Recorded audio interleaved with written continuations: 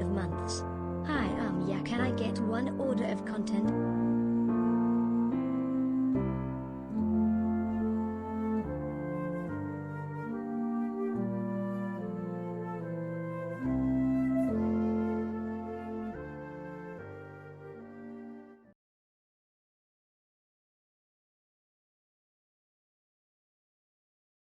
Hello. Look, streaming is hard, okay. Well, not so much streaming. Writing functioning Twitch bots is hard. You all got your flowers in the end. So it all worked out okay. Hello. Sorry. That should be fixed now. Had to botch the intro a bit. My camera is not in the right place again. You can't usually see my glass here. Okay, I take that back. Streaming is hard. I think that's about where I usually have it. Okay, welcome everybody to my second to last Dorf stream for the foreseeable future. Should hopefully be hitting the 1 million points in classic mode next stream. Today we'll be working up to about 980,000. Thank you everybody for redeeming your flowers of the day.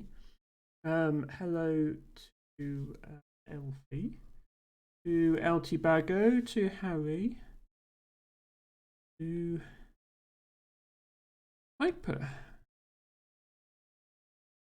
Thank you all for being here.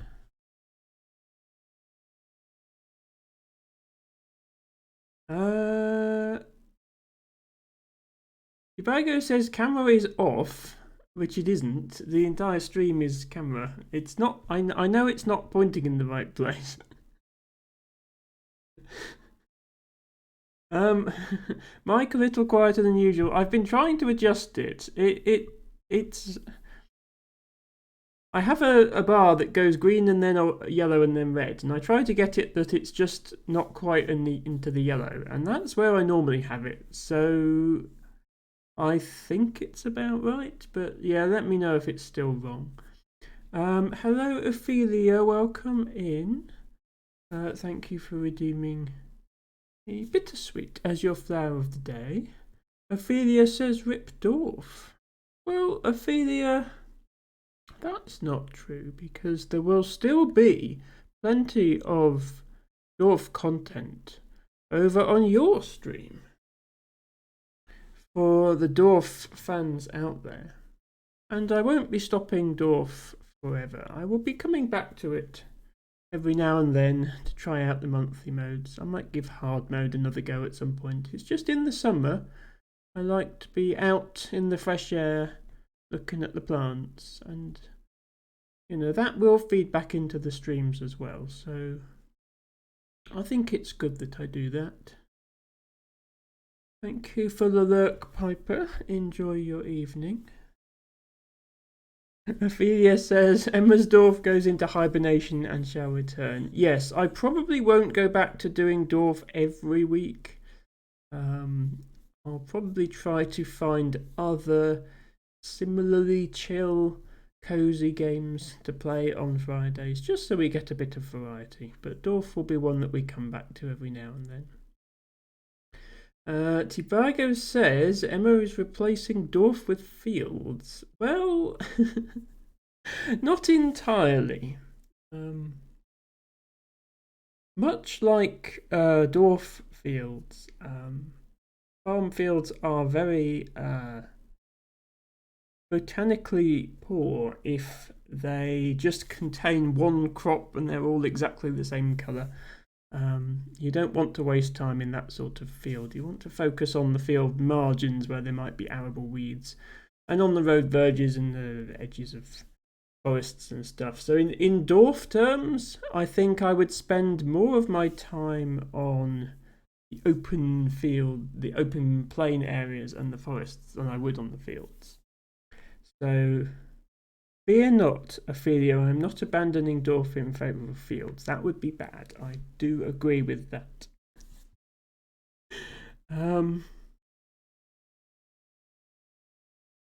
Harry says, nice flower, get ready for bed.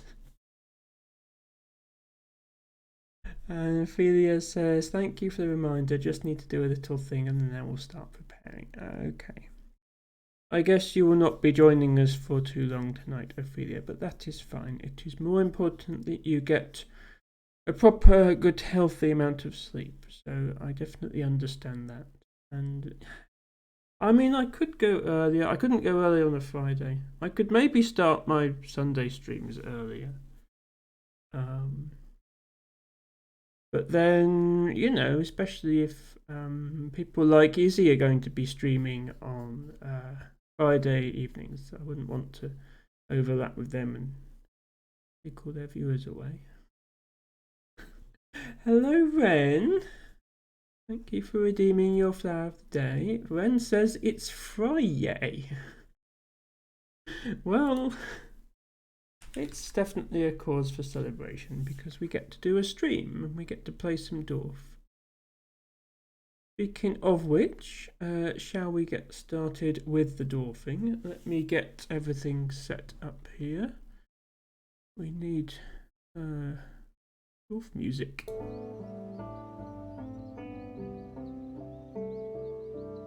There's some Dorf music. As always, let me know if the sound level is okay for you. Ophelia says, I just didn't sleep much last night and asked Harry to help me go to bed earlier today. Yes, I heard, Ophelia, when I joined your stream. I'm sorry you get all these sleepless nights and all these headaches and all these other problems that you have. I hope there's something that can be done to make them better. I would like for you to feel comfortable and happy, refreshed in the morning. Anyway, here is my Dorf. Now we finished the last stream at 960,000. Runable is raided with a party of 8 viewers. That was good timing, Rooney. Welcome in. Thank you so much for raiding with your party of 8 viewers. Hello, Harry, even though you were already here. Hello, Commandant Herder. Hello, Otto. Welcome, everybody. Otto, thank you for redeeming a bugle as your flower of the day. I think you all know me already. Well, I won't do my full advertising, but I know that many of you are Dorf fans because I see you in Ophelia's Dorf streams. So here is some bonus Dorf for you to enjoy. Thank you, Rooney, for redeeming your flower of the day. I hope your stream went well. Ophelia was also in the raid.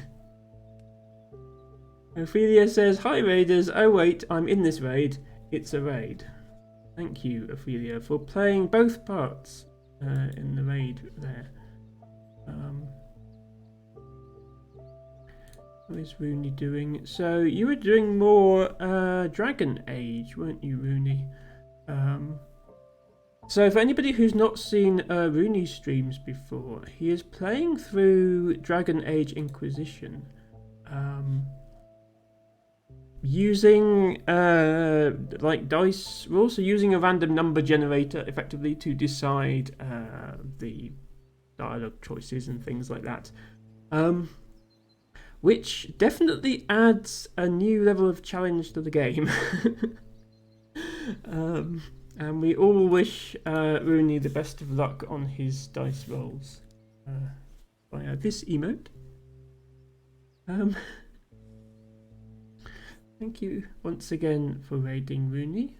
If you need to head off and take care of yourself, that is absolutely fine. The rest of you, if you would like to enjoy some more Dorf, you've come to the right place. Rooney says, went well, we are on the last DLC now, and perhaps just one more day in that one. Okay, glad to hear that you are making good progress. Let me quickly bring up the stats, because I know we have people in chat who are interested in these, or we have at least one person in chat who's interested in these, that being Harry. 11,181 tiles we're starting on, although I'm led to believe from Ophelia's streams that we may in fact have placed 11,182, and the game has just decided not to count one of them, so who knows. But that's where we start. And we start with a quest tile, actually. Nice. Go ahead and put that down. Completing a quest. And another raid. Wow. I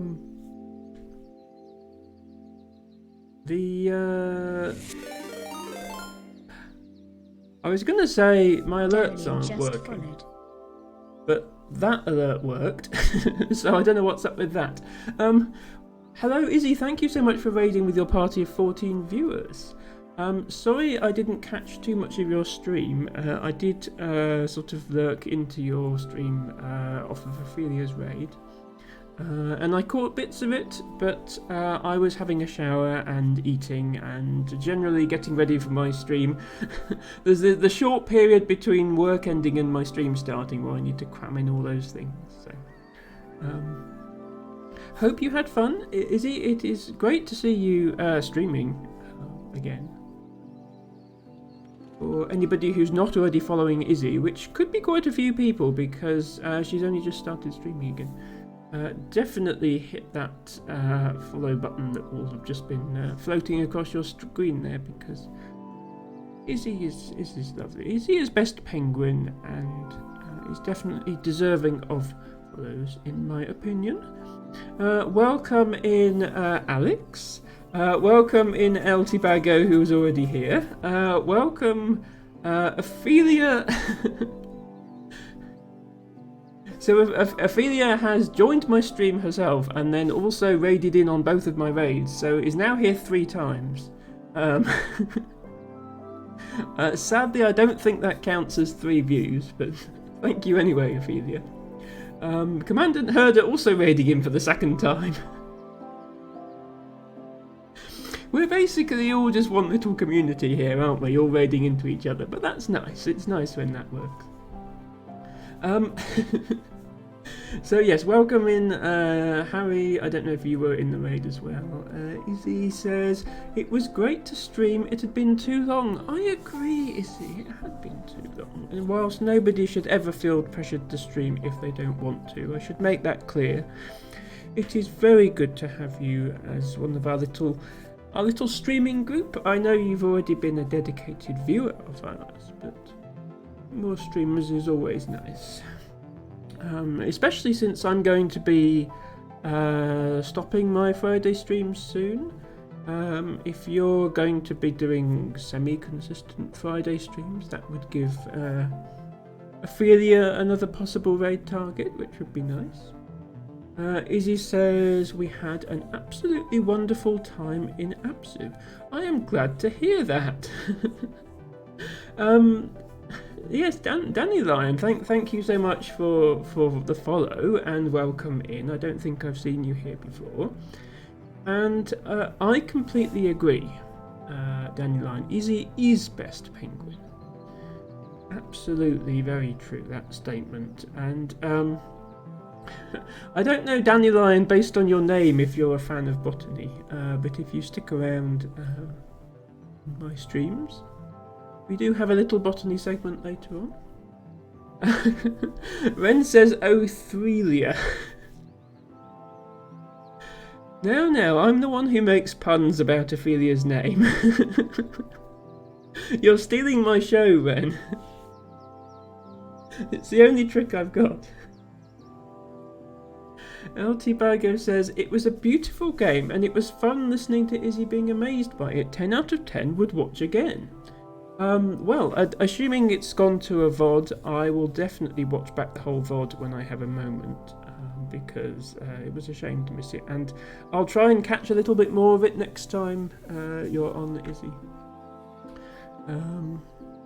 Izzy says, I need to work out whether I'll have a regular schedule. Life situation means I might not be able to have one right now. That's fine, Izzy, as I say. Nobody should feel pressured to stream if they are unable to for any reason. But it would be lovely if you could. And it doesn't have to be regular, just any time. Let me give Izzy some hugs. And my appreciation. There we go. Yes, don't ever feel pressured into anything. Like, don't feel you have to get affiliate unless you want to, and that sort of thing.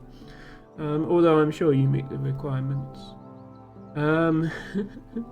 Dandelion says, is he too busy looking after me? Oh, well, you know, that's nice.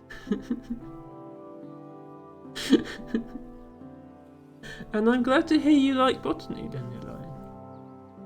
Izzy says, I just highlighted the whole stream so the VOD should stick around. Understood, Izzy, understood. I will check it out later. As I say, I did catch little parts of it, but it's always nice when I can watch a whole stream.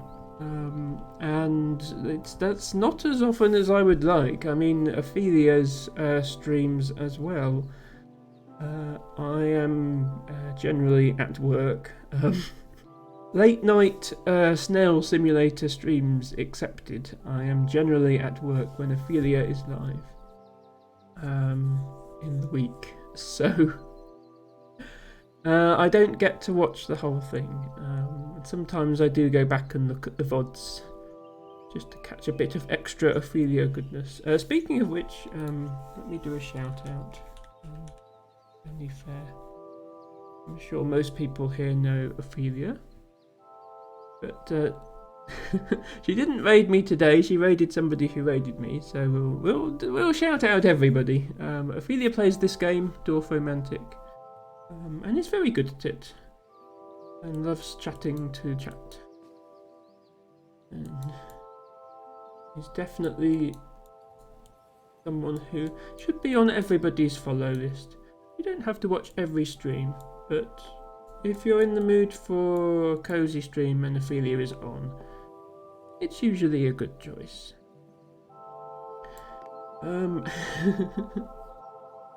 Ophelia says, is he highlighting VODs a few minutes after the stream? Well, I do it just before they expire. Yeah, I don't highlight my VODs at all. I let them expire and then I upload it to YouTube. Which, I mean, it's just how I prefer to do things. That way I have a permanent archive of my content on YouTube, which I can be reasonably confident isn't going to go away, unlike you don't know what shenanigans Twitch are going to pull with VODs. And I think the viewing experience is better on YouTube. Obviously, the streaming experience is better on Twitch. So that's my preference. But I also have Turbo, so my VODs do stick around for 2 months on Twitch, which usually for affiliates it's only, is it 14 days or 30 days? But anyway, my VODs stick around for longer than the average affiliate VODs do. But yeah, after that they're on YouTube. Ophelia says, I don't have chat on screen, so it's the only way to keep it. That is a very good point, Ophelia. Yes, I usually have chat on screen. I think it's, I mean, certainly the typical level of my chat, I think, is okay to have on stream. If my channel suddenly got really popular and chat was whizzing by, I might decide to change that. But at the moment, I think it's okay. Mooney says, I generally highlight them on the same day, but usually just the story games and similar, which is pretty much most of them. Yeah, that's true. So I currently upload my streams entirely unedited. Whereas I know Ophelia tends to cut out the chatting. Ophelia's streams are 98% chatting, but she tends to cut out some of it. I would like I like the idea of doing proper edited YouTube videos out of my content. It's just that I don't have the time. So I'm keeping everything around in case one day I do have the time, but I suspect I won't. But for anybody who just wants to watch an unedited VOD back, right back to not my very first stream, because that was just a test stream, but all the way back to my first stream with Facecam, the one where I did Paleo and Dorf. They are all on YouTube.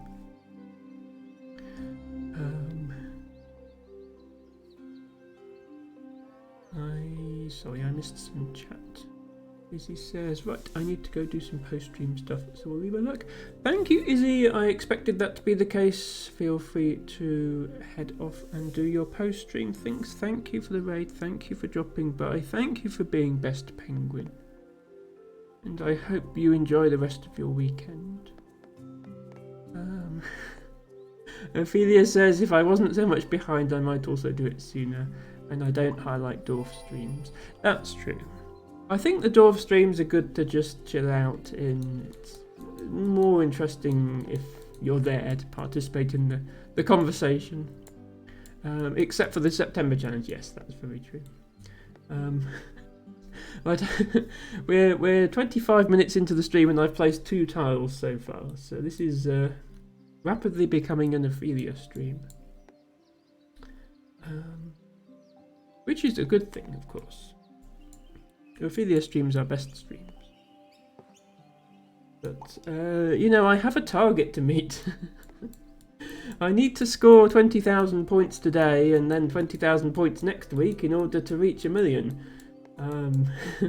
I can't afford to go at Ophelia pace the whole time.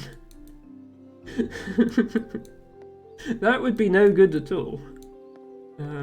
Can't be ending streams for the year and still only be on 6,277 just redeemed first for 30 points. Less than 1 million points. Thank you very much, Rooney, for the lurk. Thanks once again for the raid and enjoy the rest of your evening. Ophelia 6,277 just redeemed below high for 300 points. Okay, we've got redeems coming in now. Thank you, Ophelia, for doing the usual suspects from the channel points menu. 6,277 just redeemed show outfit for 300 points. And welcome in to Birds.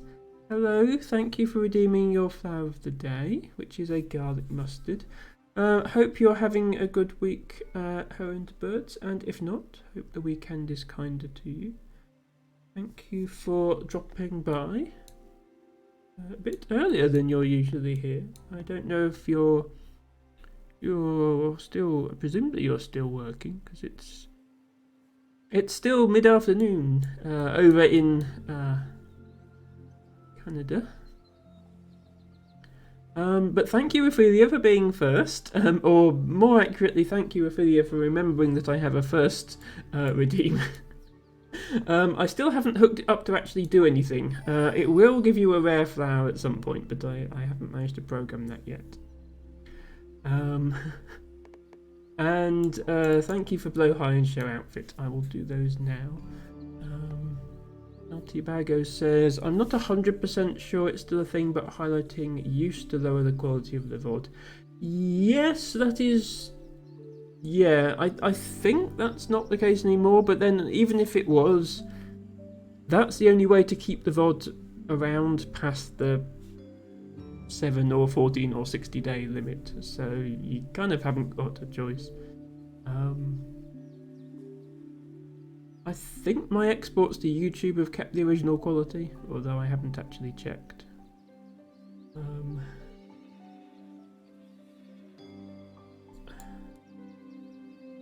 I mean, given the time I'm able to do 1080 60 FPS for the stream itself, then you know it makes sense for the VOD to be the same quality if possible.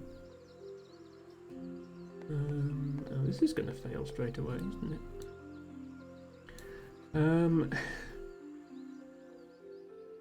Ren says, do we think squirrels Do we think squirrels eat pineapple? They already try to eat my avocados, papayas, and passion fruit. I mean, based on my experience, Ren, squirrels will eat absolutely anything and everything they can get their paws on. But I can't say I've ever tried feeding them pineapple, so I don't know. You'll have to find out, I guess. Skanana says, don't mind my big, ugly, smooth brain monkey self. Skanana, I'm sure that's not true. Thank you for redeeming your flower of the day. Welcome in. Hope you've had a good week. And feel free to stick around and enjoy the dorf. I don't know, it sounds like you might just be grabbing your flower and then leaving again, which is absolutely fine if you want to do that, but we will be playing dorf. And Ophelia is getting increasingly desperate for the blowhigh, so let me go and fetch that. Now, I need to respect the result of the poll that was conducted by Matcha. Could be interesting.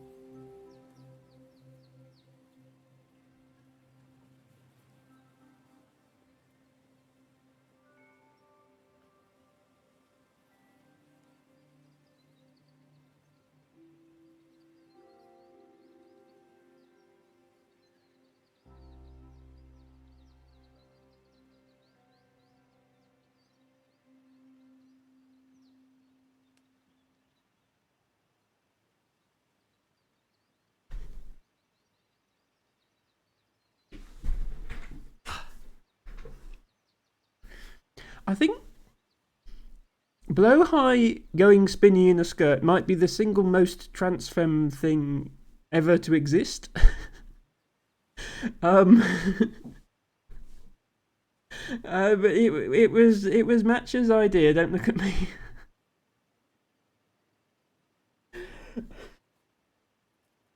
It was blowhigh wearing one of my skirts. He is soft and cuddly, and we love him very much, even if we do make him dress up.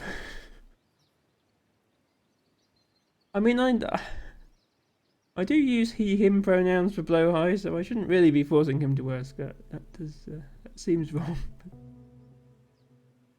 It's okay. Blowhigh does not mind. I have to show off my own outfit as well, don't I? Let's do that.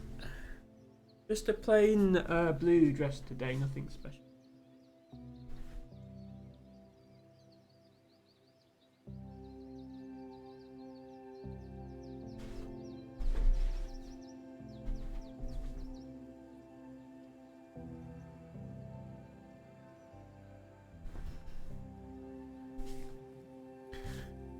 This one is just plain, but it is very, very soft, comfy fabric, so I like it for that reason. Banana says, looks cute. I wish I could be brave enough to wear skirts. I mean, it's difficult, Skanana. Sometimes I have trouble being brave enough myself.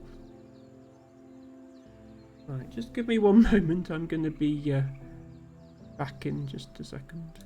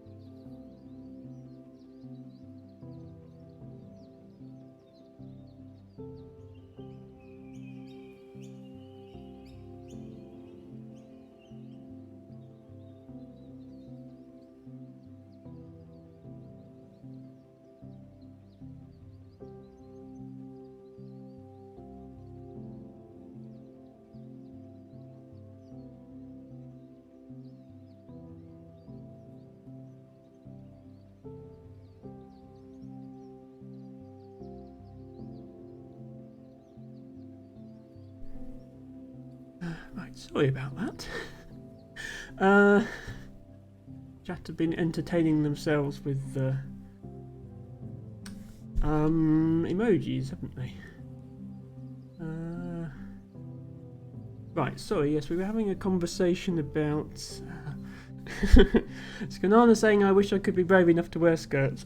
Yeah, it's even as a trans person who has been out for several years and, you know, has taken hormone replacement and has an F on their passport and so on, it's still difficult sometimes for me to be brave enough, so I completely understand that, Skanana. And certainly nobody here will judge you for it, but I can't speak to the world in general. A lot of hateful people out there, unfortunately. Ophelia says, why would he not be allowed to wear a skirt? Nothing wrong about that. I completely agree, Ophelia. Just at the same time, you would not want to force somebody to wear clothes they were not comfortable with. And I don't think it was poor Blowhigh's choice here. I think it was Matcha's doing. Herent Bird says needs accessories. Yes, I'm not really sure what accessories would work on a Blowhigh though. I can't really give it one of my headbands because, like, if you put it round here, it wouldn't be able to see. I'm not sure what accessories would work on a shark. Maybe a hat of some sort. I don't really have any hats. Because I have this huge collection of headbands, I don't really have a need for hats, but maybe that's something I should consider. Tibago says, spinny, very pretty. Skanana says, that dress is very casual business. Thank you, Skanana. I'm glad you like it. And I don't... because I work remotely, I don't ever tend to really wear things for business purposes. I just wear whatever, and I have to do video calls, but people can't really tell what I'm wearing. But if I ever did have to go into work, I would probably wear something similar to this. Bird says, needs accessories for a splash of colour. I agree.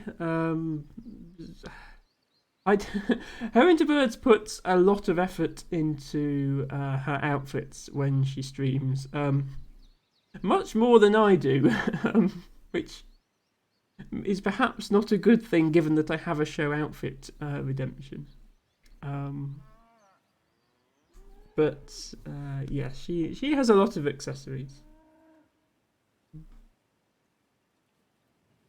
She has... I love her belts. She has these awesome big wide belts that I really like those. I have a fairly wide one, but I don't have any like hers yet. I've really found one that works with my stuff. Partly I'm just not that shape. Male bodies are not the same shape in that area. I don't have... I don't have hips, but I could try it anyway. Ophelia says to Skanano, I hope you will be one day. Yes, we all hope. I mean, it's... I don't expect anyone to do anything that isn't safe, so it's more that I hope that an environment is created where you feel comfortable expressing your gender identity. I'll put it that way. And I do hope that happens for everybody one day. It feels like in recent years the progress has been backwards in that regard after years of making progress, which is a shame.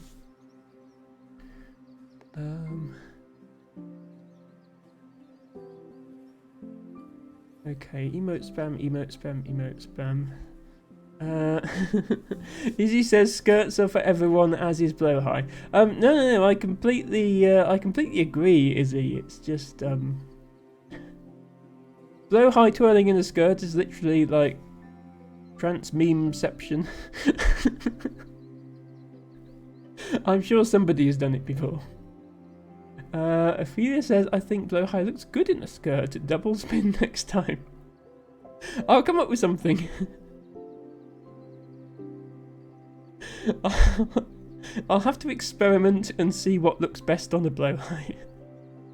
It's not something I've ever considered before. I mean, next stream I'll have to do whatever was second place in the poll.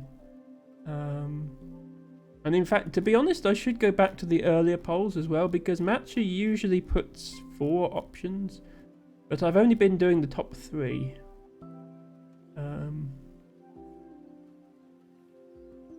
I didn't. Well, the first poll, the winning option was let Pro Stoic eat it, so I obviously didn't go with that. But there was another one.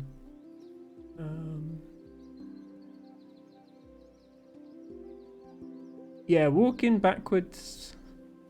Dance with it while singing. Act like spies hiding from the camera. Do normal entry but in slow mode. Treat it like it's very hot and it'll burn your hands. I have a lot of potential Blowhigh entrances lined up, courtesy of Matcha.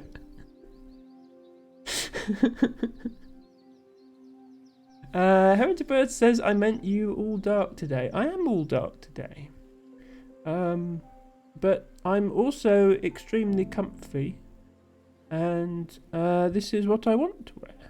So that's what we're doing. If you'd like me to wear a headband to brighten things up, then there is a redeem for that. Just saying. Ophelia says, I do hope you don't put clothes on Blowhigh without consent. That would not be okay. Do explain, Ophelia, how exactly one goes about obtaining consent from a stuffed plushie. I'd be intrigued to know.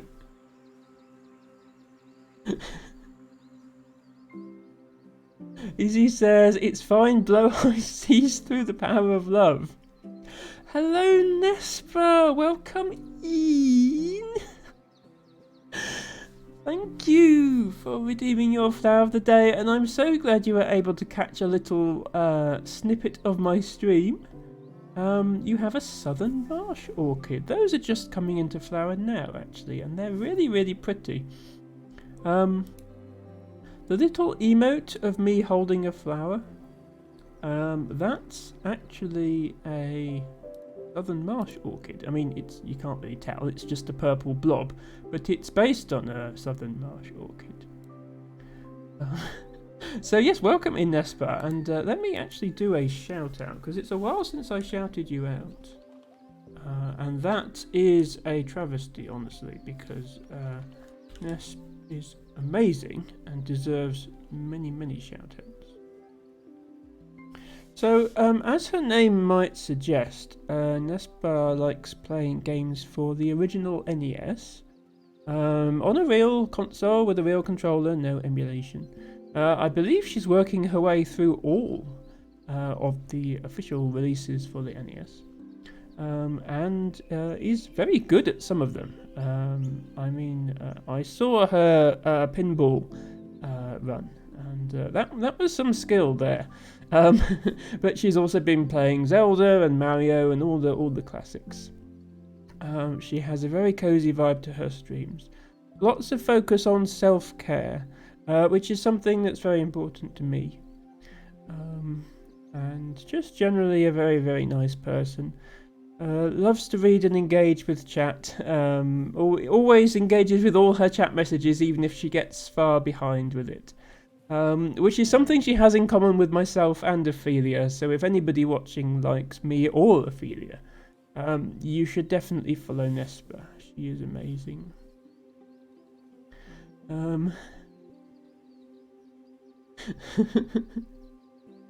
Right, I've missed far too many messages now. Nespa says happy Friday. Yes, happy Friday, Nespa. Hope your week was good. Hope your weekend is going to be good too. Skonana says, I'm not trans. Trans people inspired me to admit I am they/it more than he. Yes, absolutely. I'm not saying that you are trans or anything like that, Skonana. Just, yes, you have a gender identity that does not conform to normal that some people expect everybody to conform to. That is all I mean by that. And that's one of the reasons that trans rights and freedom to dress how you want is so important. It doesn't just benefit trans people, it benefits anybody whose gender identity is non-stepped. Skonana says, gender is a human construct and I prefer not to focus on it. Absolutely, Skonana. No, I agree. It's just, in terms of, especially in terms of pushing through political changes, such as laws protecting you from, people should not lose their job because of their gender identity, for example. Pushing those things through inevitably means having to focus on gender, which I don't like, but it has to happen. Skonana says, people can call me anything if they mean it with affection or acceptance. Yeah, I think I've been using he, him for you, but that might have been just default. Everyone on the internet is male type, which I really should know better than to do that. I am happy to use any pronoun that you wish. No, I try, to be honest, I try to avoid pronouns. I try to just phrase things in ways that avoid using pronouns as much as possible, especially if I don't know somebody's pronoun. But that's not always possible. That's like my 4th tile today. I'm not doing very well on the dorf. LT Bago says, even clothing norms and colours that have been assigned to gender change. Look at the Scots, lots of male skirts, and pink used to be a colour for boys. Yes. Yes, cultural norms change over time. I completely agree. Winterbird says, comfy rules. I agree. Do you have any pretty brooches or necklaces? Not really. I have some. I've sort of experimented with necklaces and I find them a bit irritating on my neck. Like I'm always, it might just be that I'm not used to having one, but I always feel conscious of the fact it's there. And they sort of irritate me. But maybe it's just a case of I'll get used to it if I wear them more often. I'll have to see. Thank you, Izzy, for redeeming your flower of the day. Is annual pearlwort. Annual pearlwort is flowering right now. It's a spring flower, and it's a tiny little one with pretty little white flowers.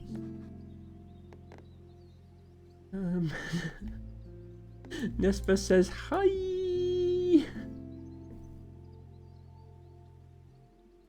Ophelia says, you said that you assume that Blaha would not like it. Yes, okay. We're talking about the gender identity of an inanimate plushie now. I'm sorry for going down that path. Nespa says the cherry blossoms are in bloom here. They are. They're in bloom here as well. The flower, that white flower there, that's actually based on a hawthorn blossom. But there are a lot of tree blossoms that look very similar, including hawthorn and cherry and blackthorn and many others. Yes. It's a really, really pretty time of year, this, when all the blossoms are out. Heron to Birds says, we love Ness. Yes, so Heron to Birds is a fellow Canadian and is actually how I discovered Nespa's stream in the first place, and I'm very grateful for that because it's been a great time.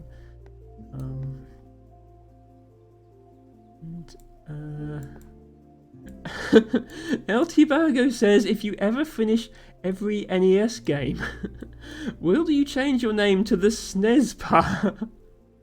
Or just start over? I mean, there are a lot of games. And since she's playing on an original console with original game cartridges, Tibago, actually completing every game would be quite a challenge. You'd need to spend quite a lot on acquiring that collection in the first place, just so that you could play it. You might have to resort to an emulator for some of the more obscure titles.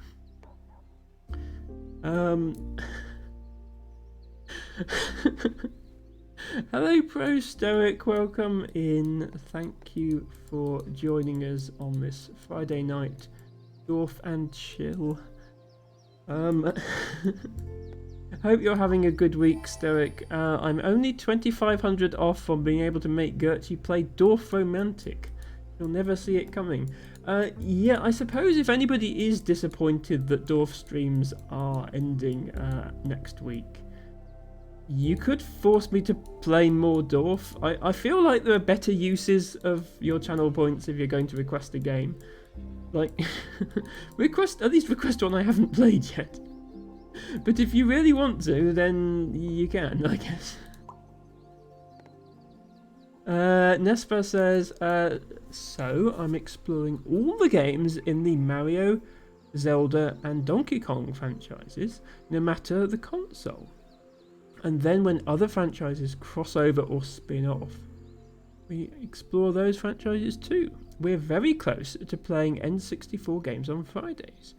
Indeed, and that's really the first console. I'm sort of giving away my age here, but the first console that I really remember having is the N64.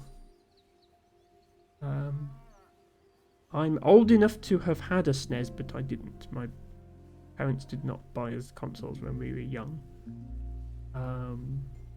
They didn't really approve of them, I don't think.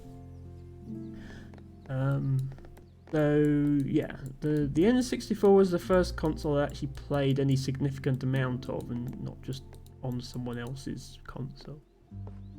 So that will be good for nostalgia value.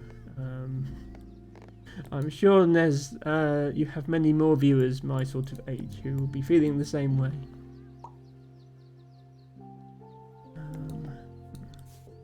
Start a new row here. And yes, I suppose...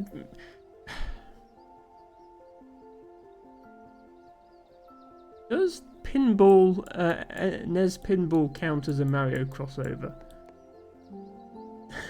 It involves somebody who looks very much like Mario rescuing someone who looks very much like Peach.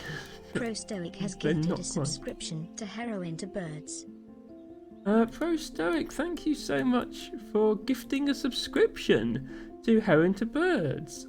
That's incredibly generous of you, and I'm sure she will appreciate that.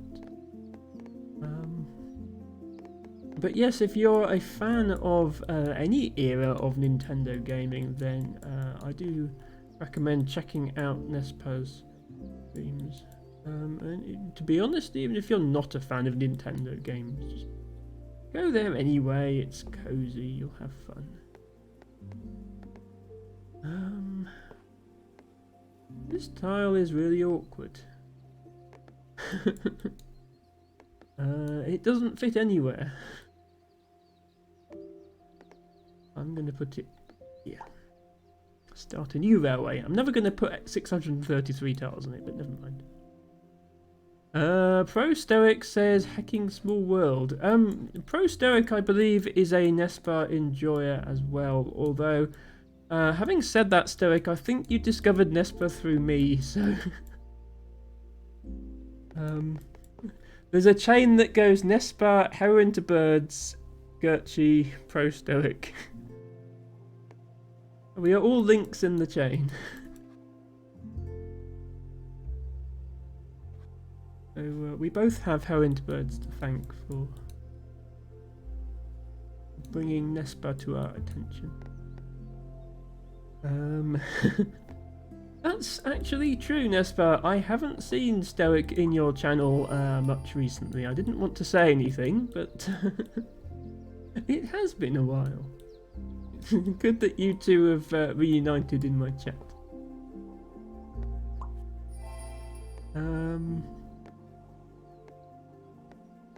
Eric says, I also tried wearing a necklace recently after not doing it for 12 to 15 years. Okay, that's interesting. Yeah, I mean, I'm obviously nothing to do with gender or anything like that. Just the fact I didn't particularly like how it felt. But maybe I just need to find the different... Like, you can get like chunky wooden necklaces that might be more comfortable than like a chain. I don't know. I'll have to do some more experimenting.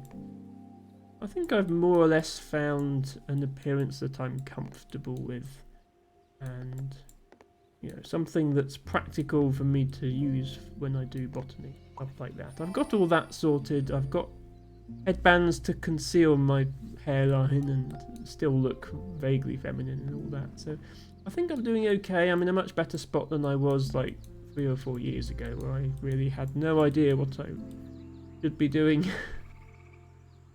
But, I should always stay open to new ideas. And I appreciate any suggestions from chat.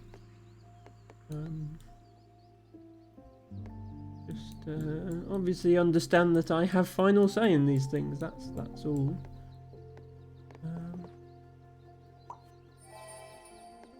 Works there. I still need to link this field to this field. I need to not forget to do that. Stoic says, I never stopped feeling what is this thing on my neck. Okay, you have the same problem, Stoic. It's good to know that it's not just me then. Thank you for sharing that. Hello, Avi! Avi721, hope you're having a great week, and if you're not, I hope the weekend is kinder to you. Thank you for dropping in on our Friday night dorfing and chilling. Sorry, I'm a little behind with chat. So, Avi's probably been sat there for about 15 minutes waiting for me to catch up. Let me put the dwarf on hold and do a chat marathon. This is something that Nespar is very familiar with, by the way. Getting really behind with chat. Izzy_the_penguin just redeemed headband for 300 points. Do you have a purple one? If not, your choice. Izzy_the_penguin. Thank you so much. Right. I'm going to put the dwarf away and catch up on chat and then wear a headband. How about that? Ophelia says, I'm also not a fan of necklaces. Yeah, it's one of those things, I think, where if you're like sensitive to how things feel on your skin, which I definitely am. El Tibago says, melt wizard, throw thermal pod. Tibago, are you and Stoic engaged in some sort of magical combat? Because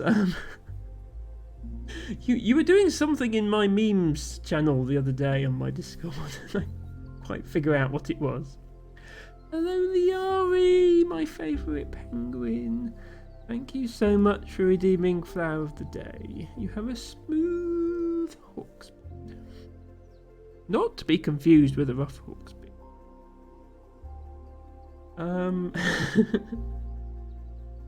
He says, some games on their own run into the hundreds and even thousands of dollars. Yes, so very, very few people actually have a complete set of every NES game that's ever been released physically, because some of them are extremely rare. But they tend to be like special editions of games that were then released different times. So yeah, I don't know. Tibago suggests Donkey Kong Jr. math. Which Nespa has from the sound of it. So yeah, you're not kidding, Donkey Jr.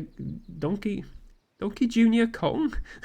Donkey Kong Jr. math hurt, says Nespa. Yeah, I've never really, I don't have an NES. I've never really looked up the price of these things. I have played some NES games on emulator before. But yeah, some of them are a bit crazy. Nespa says yes, it's definitely Mario and Pauline and Pibble. Yeah, actually that's true. But Peach is not Pauline. They are different characters. But Mario is Mario for sure.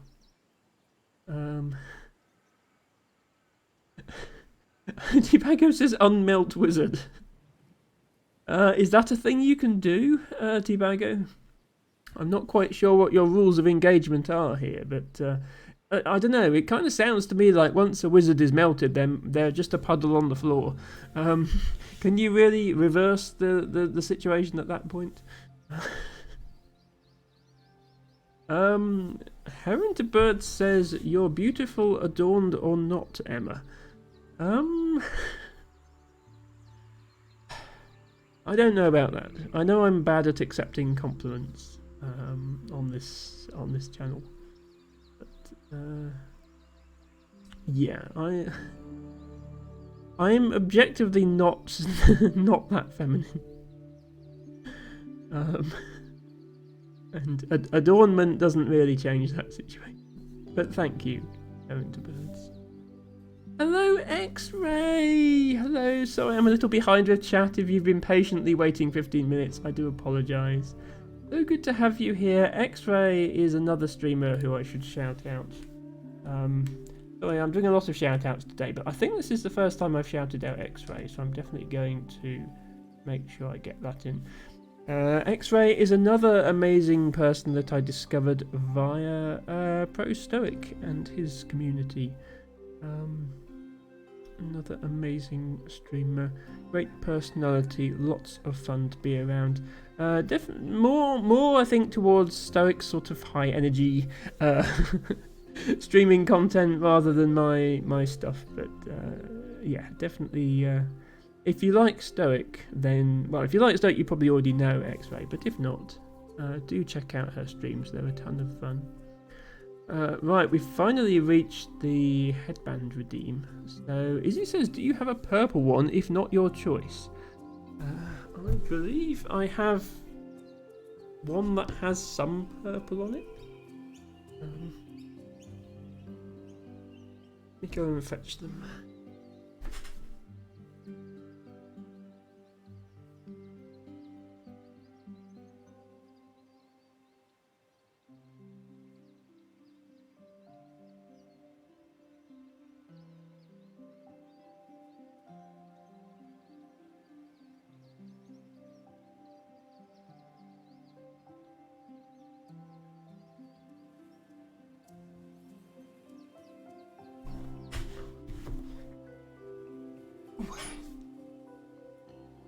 I've had to start a second box because I have so many of these things now. Right, which one has the most purple on it? I'm gonna have to say this one. I'm always looking for ones that have more purple on. But they're quite odd. It seems like purple is not that popular of a colour. Right, there's two here. The one on... I was going to say left, but your left isn't my left. This one is stripy with some purple stripes. And this one is flowery with some purple flowers. I think I'll do this one because flowers. This is one of my favourites. You can kind of tell. You'll see it's sort of faded on that side. It's not dirty. I've washed it. This is a result of many days in the sun. And this is the part that sticks out at the front, so it's actually bleached itself in the sun. Let me get this sorted.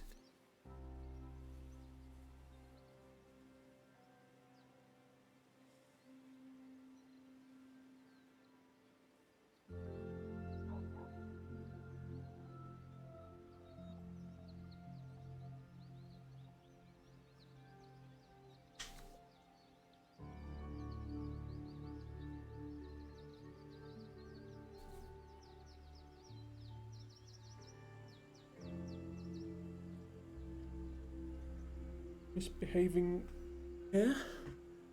There. Headband acquired. Yeah, ignore the fact it's a bit faded on top. It has purple. It fulfills Izzy's request as close as I can. If I ever find an all purple one for sale somewhere, I will get it, because purple is one of my favourite colours, for certain. Right. Catch up with chapter time. X-Ray says, I love this game. Yes, speaking of game, let me put the game back on the screen. So you don't have to just stare at my face.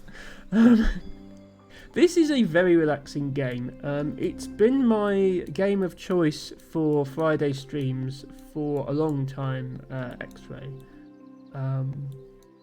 Because of how chill it is. And on Fridays I've been working all day and I'm tired and I just need to relax and unwind, so it's good for that purpose. I am going to be stopping my Friday streams soon. Next one will be the last one for a while. And what I'm hoping to do is have that coincide with me reaching 1 million points. X-Ray, if you've played this game before, I don't know what the biggest dorf you've seen is, but this one is quite big. I have seen bigger. I have seen people over 2 million points. There is a certain point in the game where you pretty much can't lose because you have so many tiles, as I have here. Which is nice, because then it just becomes a casual game about putting down tiles and making pretty landscapes with them. So that's what I'm doing. And I set myself a goal some time ago of 1 million points. And when I get there, I'm going to take a break from classic mode. But I will still play Dorf from time to time in order to try monthly challenges, and at some point I'll give hard mode another try, although I'm terrible at it. Nespa says, me? I'm never behind in chat. What's the record again? Was it like half an hour in your chat? Although I can't talk, I've been almost as far behind in my own. But yes, it's okay, Nespa. We don't mind. We love hanging out with you, no matter how far behind you get.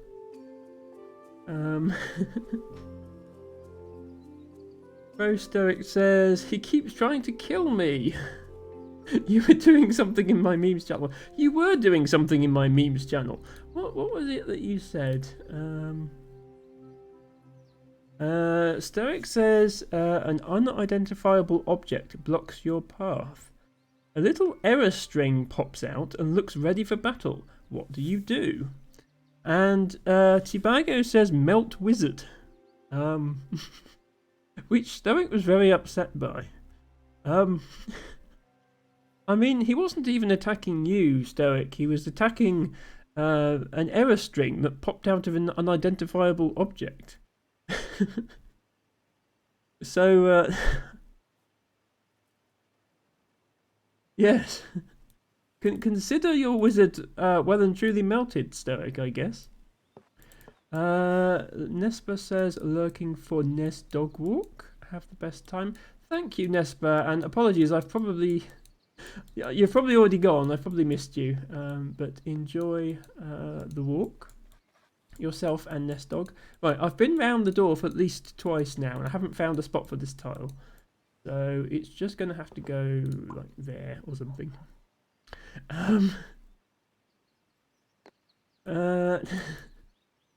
X-Ray says, Pro Stoic, aren't you supposed to be working? And Pro Stoic says, aren't you supposed to be minding your Gustan business?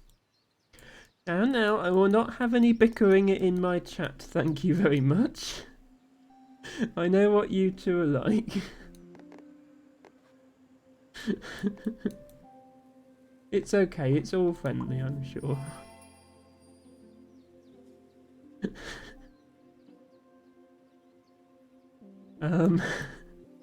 Okay, I think they've made up again. LT Virgo says, copies of Nintendo World Championship Gold and Stadium events on the NES have both gone for over $100,000. Wow. I think I have seen that before. Is that the one? That's the one where there was some sort of special event, like special gaming. Obviously, this was before the days of esports, but it was like a gaming event. And these games were specially written for the event, and the only cartridges that exist are the ones that were actually given out to play in that event. So, yeah, that's why it's so rare. This fits nicely, but I do still want to bring this field round, so I'm actually going to put this somewhere else. X-Ray Specs says, "Oh my god, wow me, thank you, or no you." I do a lot of shout-outs here, X-Ray. I have so many amazing streamer friends that I want to share with my community, and so it would be very mean of me not to shout you out after the amount of shouting out I've done for all the other streamers I follow. I genuinely like your content, X-Ray. I encourage everybody to go check it out for themselves. X-Ray says, "Oh yeah, if it's a collab, yes, but if it's art, it's more laid back." That is true. Your art streams are more laid back. I had in mind some of your more recent streams, which were a little more chaotic. But you are completely correct there, X-Ray. Thank you for pointing that out. I would not want to mischaracterize anybody's content, for sure. Otto says, "Good night, everyone. Have a fun stream." Good night, Otto. You've probably gone already, but good night. Thank you for being here. Thank you, as always, for being best potat and for showing the community so much love. It really does mean a lot to all of us, Otto. LT Brago says, as long as you want the sausage, it's cool. Okay, we're referencing other people's streams here.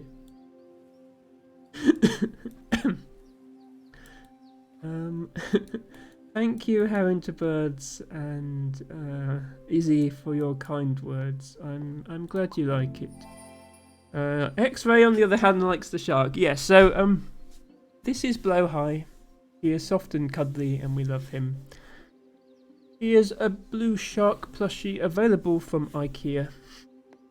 I am not sponsored in any way by IKEA, but I'm still going to say that Blowhigh is amazing and you should all get one, because that's what I think. X-Ray, Blowhigh is something of a trans femme meme. I'm not sure how it happened, but the idea that trans girls have a blowhigh somehow became a thing. And I sort of lean into that on my channel a bit, it's all just harmless fun. I lean into trans femme memes quite heavily, given that I literally have a segment where I go spinny in a skirt every stream.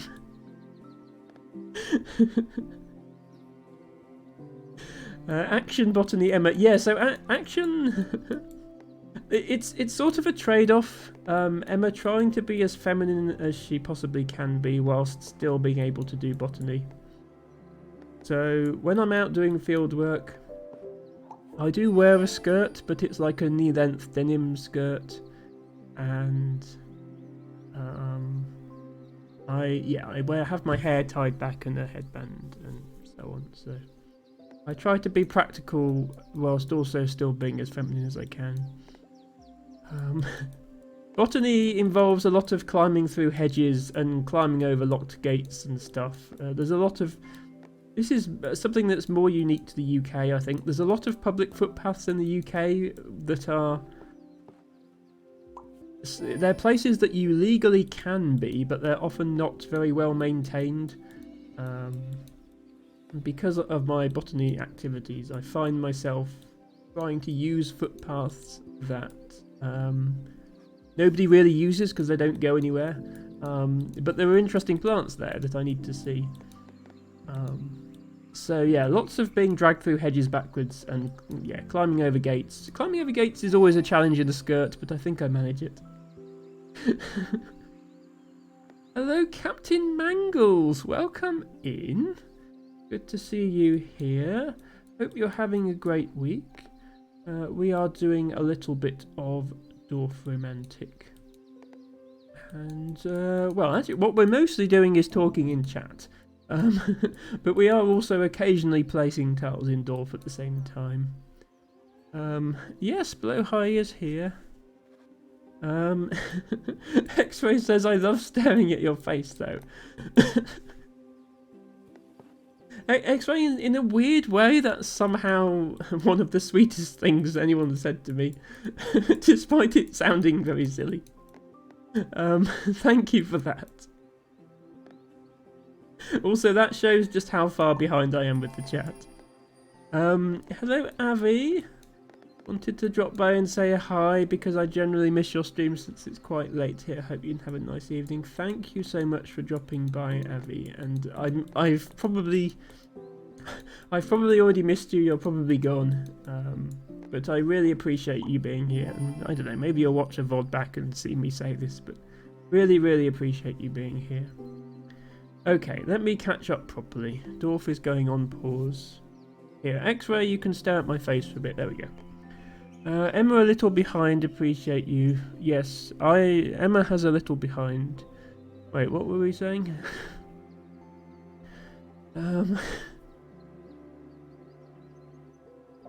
Herringbird says, I was just thinking that Emma's face is very pleasing to look at. Thank you, Heron, thank you. Oh dear. I don't know what people see in me, honestly. X-Ray says I never got that big.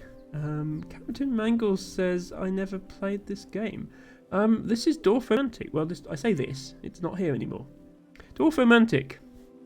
It's a lovely cozy little game about building up a landscape out of hexagonal tiles.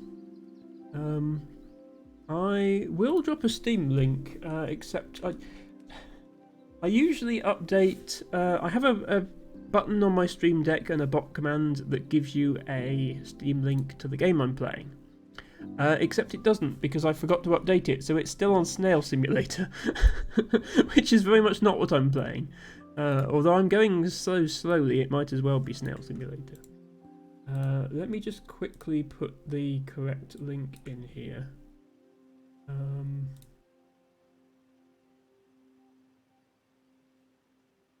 There we go. Right, now I can do this. There's a Steam link to Dorf Romantic.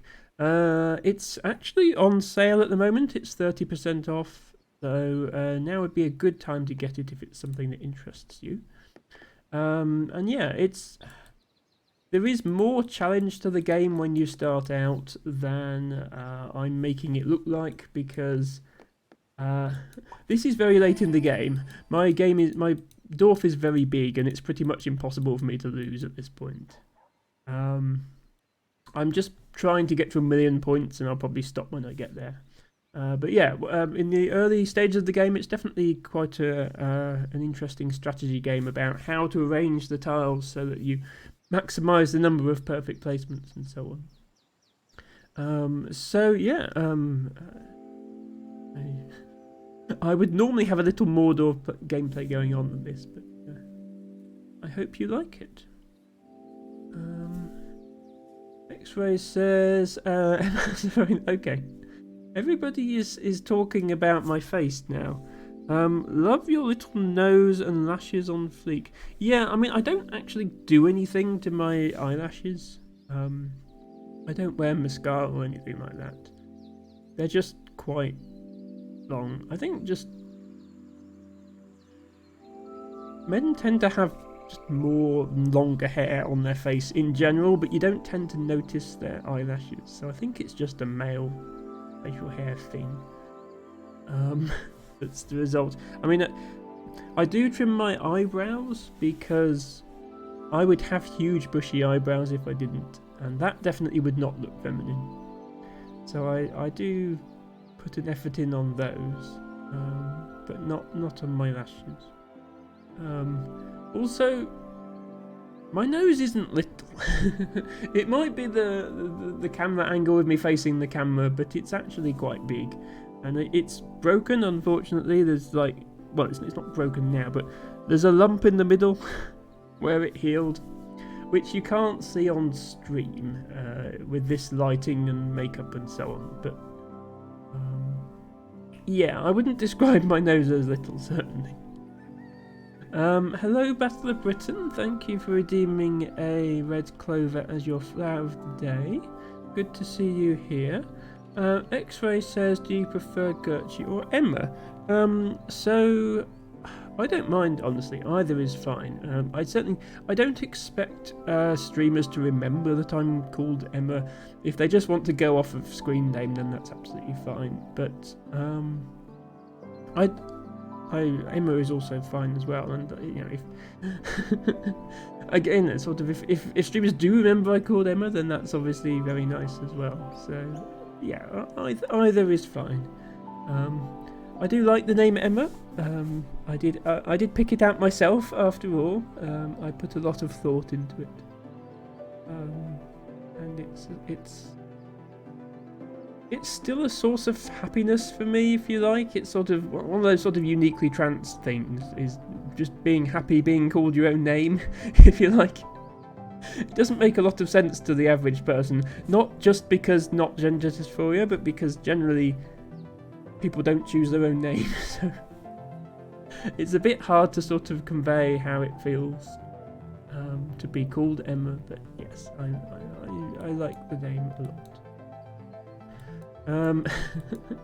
Altibago says the melt wizard thing is from the Tom Hanks movie Big, when he plays a computer role-playing game.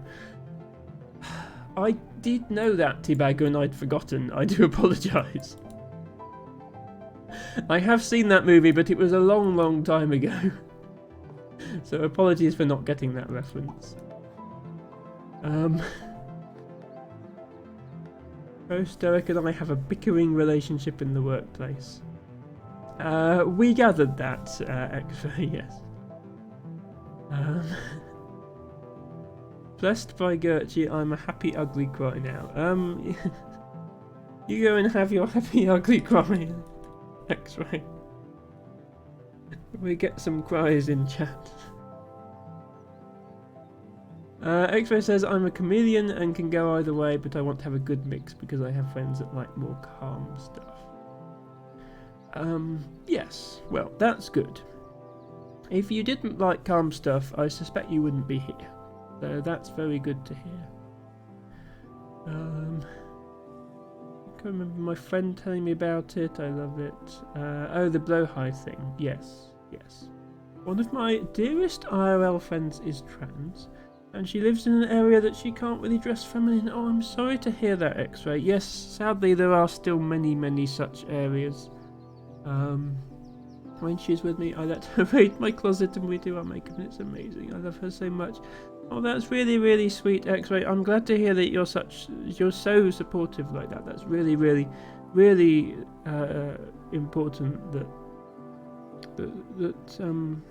that trans people have a way to express themselves. And yeah, I don't want to turn this into a political stream, but there are many, many places where it's just not safe to be trans still. And I don't really have the energy for any serious activism, but I do my best to try and spread awareness of this fact to my viewers, even though I realise I'm preaching to the choir in most cases, and people here are already aware of the situation. I actually did a fundraiser a couple of weeks ago, X-Ray. Raised over £400 for a UK-based LGBT charity that's actively campaigning for trans rights in the UK, which are sorely lacking. So I'm trying to do my bit, we'll put it that way. X-Ray says, I got great pickup lines. I'm going to lurk, but I love you and good luck with your Dorf Nation. Thank you, X-Ray. I'm sorry if you've missed all of my responses now because I'm 15 minutes behind with chat. But thank you, X-Ray. I will try and catch up now. 2018, Blowhigh became a meme from being posted posing humorous photos during everyday activities.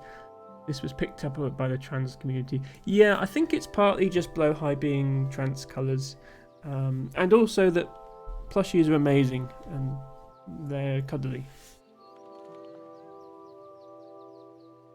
I think there's a link between being trans and wanting to cuddle plushies. I don't have scientific evidence of this, but I think it's a thing.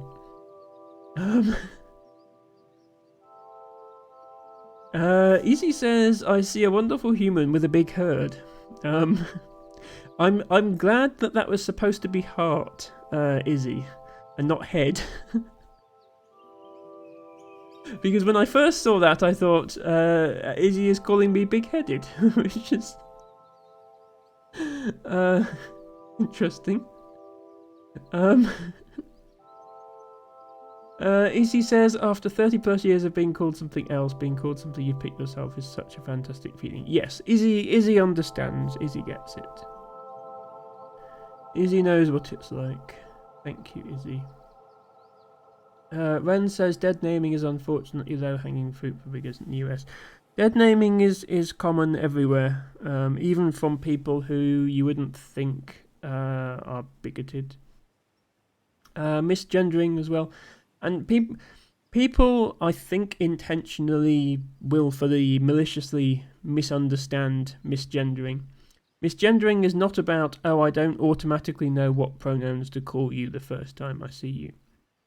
Misgendering is intentionally and repeatedly using the wrong pronouns for a trans person after being asked to stop, knowing full well that that's how they identify. That's what misgendering is. You're not expected to know someone's pronouns the first time you see them, although, you know, if somebody is making an obvious attempt to appear feminine, go with she, her. You know, you might be wrong, but chances are, you know, don't insist on referring to somebody as he because you think they look a bit masculine. Chances are they're going to be a cis woman anyway, and you're just going to look like an idiot. That's what misgendering is. So, yeah. We don't want any of that. Altibago says, I never really expect people to get my references. They're very obscure.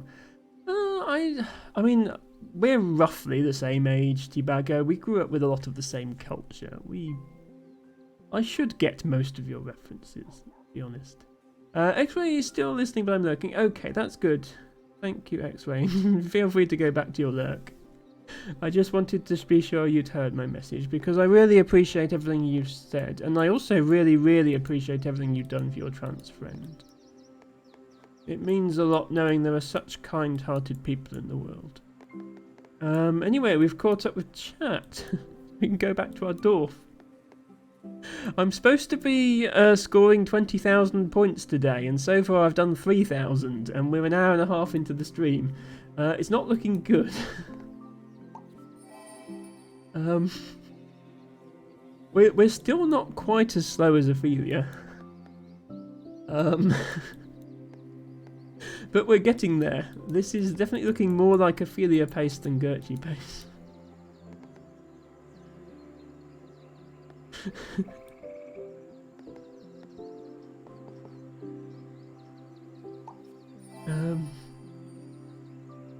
Herringbird says the best stream. Whose stream are you referring to, Herringbirds? I can think of many streamers here who do best stream.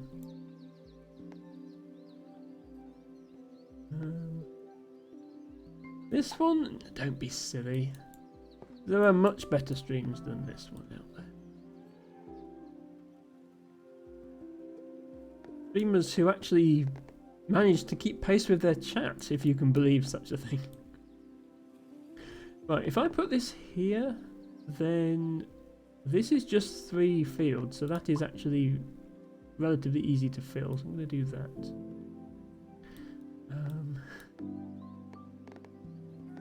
I do have a very nice community, Herringbird. You are quite right. I am blessed with that. Anybody here who is part of my community, thank you for everything you have done and continue to do. I'm very, very grateful.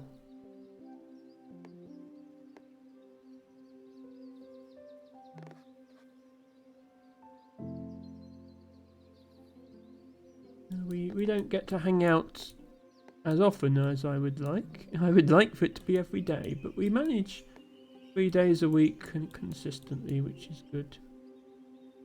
Also the Discord. Let me do a quick link to the Discord, just in case anybody is watching or lurking who would like to be in my Discord but isn't. You are very welcome. You can chat with fellow Emma enthusiasts and get stream notifications if you prefer to get them that way. And I have now started up Flower of the Day. We have resumed. I was doing it on other people's Discords last summer, but now as I have my own Discord, it's going to be there. Every day I will post a photo of a flower that I took myself whilst doing my field work, and usually a short description of it as well. So it's a bit like the Botany Redeem on stream, except that it will be like seasonal. It will always be the correct season because it will be a photo that I've taken, you know, that week or whatever. So you get to watch the progress of the season. I could have started it earlier. If the weather wasn't so terrible this spring, I might have started it earlier. Because, oh wow. LT Bago just cheered 500 bits. Wow, that is a lot of bits. That content was delicious. I'll take another, please. That is a lot of bits, Mr. Text-to-Speech thingy. Thank you, T-Bago, for 500 bits. Which puts you back joint top on the leaderboard with Ren, I notice. Please don't feel compelled to cheer bits in order to stay on the top. It's very much appreciated. Thank you, T-Bago.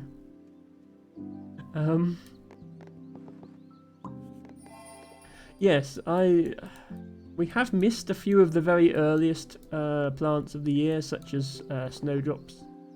So maybe next year, if the weather is a bit more forgiving, I will start the Flower of the Day thing earlier. But we had Bear Leek and we've had Cuckoo Flower, which is one of my favourites, so that's a good start. Tibago says, that content was delicious, I'll take another please. You're referring to content the same way that Stoic does, Tibago. One content please is very much the sort of thing that Stoic would say. I think. I assume you've... I can't remember if I've seen you in Stoic streams, Tibago. I'm sure I must have done. I think you'd enjoy them, if you haven't. I see Tibago so many places now, I lose track of which of my followers he hasn't picked up on.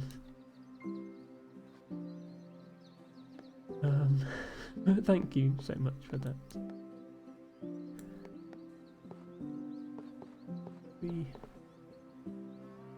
Every bit of support I get as a bits or gift sub goes back into my content, is invested into improving my streams in any way I can. You've been... Oh, okay. Yeah, so I originally discovered Stoic through M. I wasn't sure if you had, but yes, that makes sense.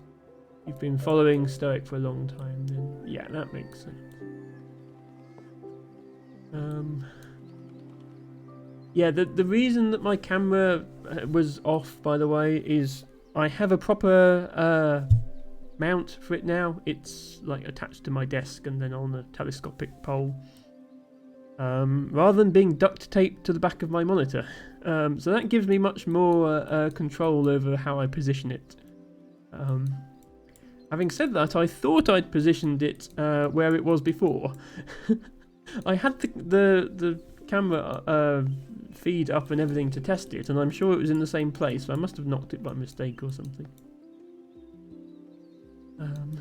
But yeah, no more duct tape on the back of my monitor. We're a pro streamer now. We can't be doing such things.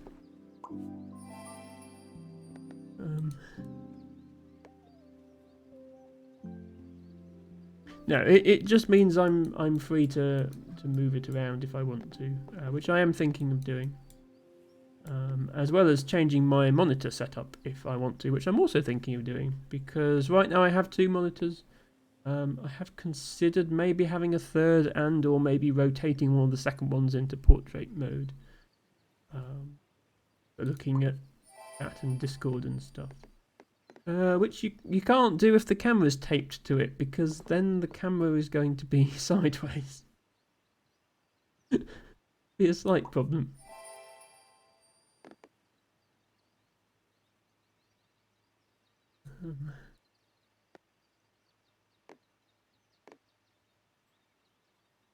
It also means that I can have a second camera potentially if I want to. If I do like a hands-on crafting stream of some sort, which is another thing I've considered, then I would want to have 2 cameras, one looking at my face and one looking at whatever it is I'm doing. And having a proper mount for the camera is definitely going to help with that.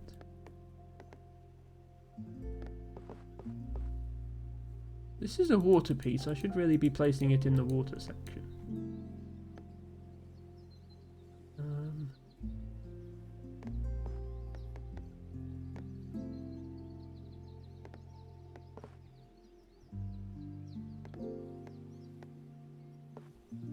Yeah, there we go.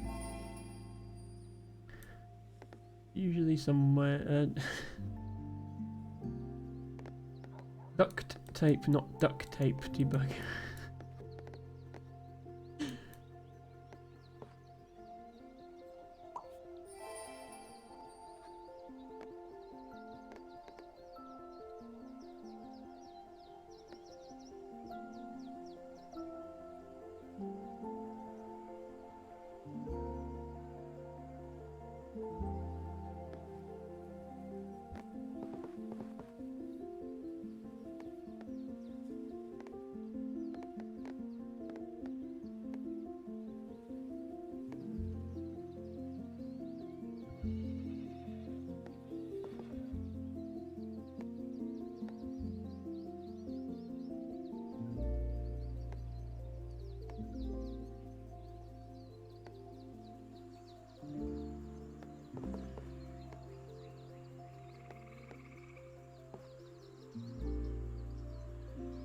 I don't like how full of holes this area of my dorf is. Before we get to 1,000,000 points, I need to close up some of these holes, I think. That's something I need to do. Not necessarily now, though. But maybe before next stream, I'll write down a list of pieces that fill the holes up so I can spot them more easily. That might help. Hello, Matcha Catcher. Welcome in. Hope you're having a great week. Thank you so much for redeeming your 50th flower. I think you're the first person to reach that milestone, Matcha, so congratulations. Thank you for all of your support over the last 50 streams. Matcha, I did dress up my blowhigh in a skirt and make it go spinny as per your instructions. I'm afraid you'll have to watch back the VOD to see that. Tibago, did you have 50? I sort of missed your flower redeem because I was trying to fix the bot at the time. Was yours also 50, Tibago? I thought you were one behind Matcha because you missed a stream. But I can't remember, honestly. The loyalist viewer. Yes. Harry is not far behind. Harry has a very respectable 44 flowers. I am a bit worried what happens in like a year's time when you have every British wildflower in your garden. Like, what do I do then? Where do I go from there in order to keep it going?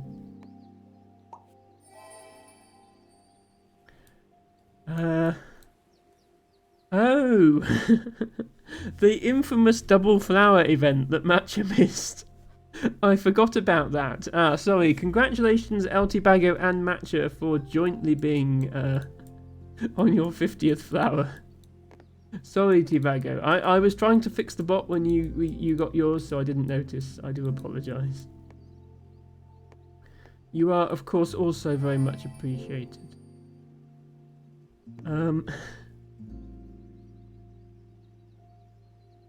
Tibago says, been looking for a better webcam because mine is just e-waste. Stream prep on an extreme budget is fun. Yeah, I mean, some people do just use their phone, I think, but it's quite useful to have your phone available when you're streaming, so... yeah, I'm guessing yours can't do, like, 1080p 60 FPS video, which... Having said that, you are just a VTuber at the moment, aren't you, Tibago? Although, I suppose, yeah, if you're using motion capture, I guess the webcam quality does have an impact on that, even if you are just VTubing. Ren says, we need an air horn that goes off when the top of the stack holds a tile that has a hole. The problem with that is the air horn would be going off constantly, and then I'd be wasting half an hour trying to find where the tile is. We would just, yeah. And I'd refuse to move on until I'd found it, because I would know that it was I'd know there was a gap, because the air horn said so. Also, that wouldn't be a very cozy stream to lurk in, would it? That would be a little unpleasant for some of my viewers who are after the nice cozy dorf, just to be blasted with an air horn every 5 minutes. But thanks for the suggestion, man. I'm looking in completely the wrong area for this tile. It would be this area if it fits anywhere. Maybe it doesn't fit anywhere. Maybe it fits here. Nope. Nope.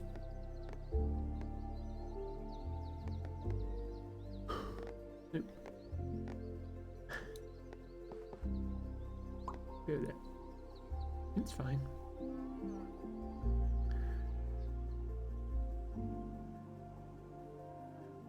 El Tibago says, sadly my phone isn't available because your user phone is a stream deck. Yes, that's another good use for a phone while streaming. And the charging / data port is broken, so I can't use it as a webcam. Oh, I guess you have to rely on wireless charging then, do you? Oh, that's annoying. Yeah. Been looking at getting an iPhone due to their better VTuber tracking, thanks to Face ID, but they're expensive. Yeah, I have an Android, and not a super high-end one, like just a mid-range one. And my main reason for picking an Android over an iPhone was just the price. For me personally, no judgment of anybody else, but for me personally, I didn't feel that the features of an iPhone justified the extra cost. I don't need a phone for much other than, you know, browsing the internet and using WhatsApp. So, I mean, I do use it while I'm doing field work. Like I use the GPS, but that's going to be exactly the same on an iPhone or an Android. There's really nothing to choose between them as far as I'm concerned. Like the camera quality on both is going to be good enough for the sort of photos I want to take, which is just photographing flowers. But as I say, I don't judge people who want an iPhone. Current phone is a Galaxy S8. It's fine apart from the port. Yeah. So I had a My previous phone was a Galaxy J something. Like, I think J was one model down from S, if I'm remembering my models correctly. That was also just like a mid-range one. So I had that for a long time and that was fine. But yeah, I have a Pixel, a Google Pixel now. I don't remember which model.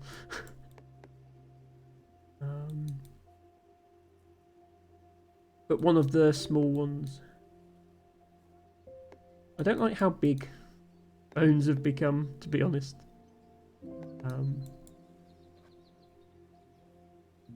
Which, yeah, like... I have difficult enough time finding pockets in my clothing, and then when I finally do find something with pockets, it doesn't fit a smartphone anymore, whereas it used to. So the phone I've got right now is, yeah, it's the smallest of the Pixel phones, and it just about fits in the pocket on my denim skirts that I wear while I'm doing field work. And if I got one of the big ones, it wouldn't fit, and that would be a problem.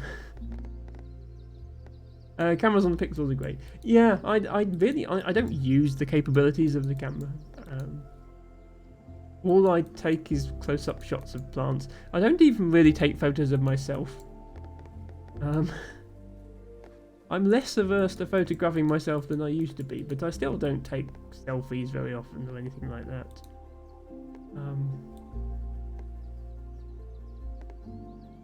I took like one selfie once. To use as my profile photo on Facebook. Because previously it was a male photo of me.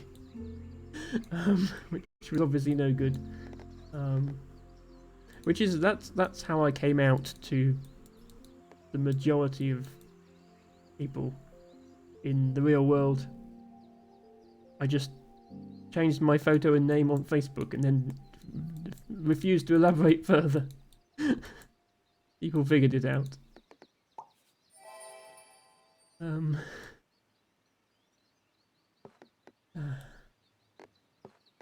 It was actually quite weird when I first came out. Like, I started living as my preferred gender during the COVID pandemic, but I didn't tell anyone at the time. I was working from home, and I obviously couldn't visit anyone because lockdown. So nobody needed to know, really. And I mean, I was growing my hair out, but then everyone was growing their hair out during the pandemic. Plus, it took, over 2 years to get it to the length it is now. That was not apparent at the start. So I didn't tell my employer. I was openly trans to my family and online friends who didn't know either way anyway.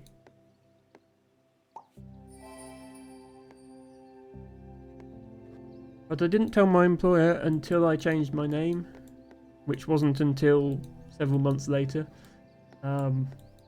Mostly because changing your name requires witnesses, and the witnesses have to be people who aren't related to you. So for a few months, I legally couldn't actually meet up with them in order to sign the deed poll. So I sort of did I timed it all so that I changed my name at the same time. Well, just before I started hormone replacement, because you're not allowed in the UK. You're not allowed to start it unless you've proven that you're committed to your identity by undergoing medical treatment. So I had to do that first.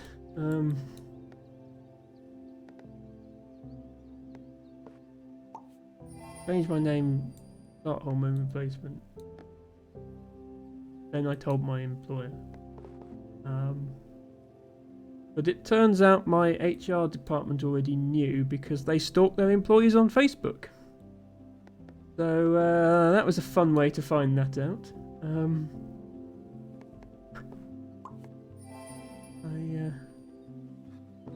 I not only, I mean, I don't follow my head of HR on social media because that's setting yourself up for failure, obviously. But I don't even really follow people from work on Facebook. So I don't know how they were able to find my profile. But 2 days after I changed my name and photo on Facebook, I got an email from my HR department with the subject line question mark,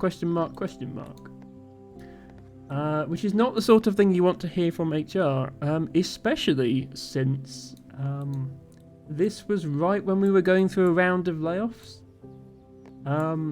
because of the effects of the pandemic.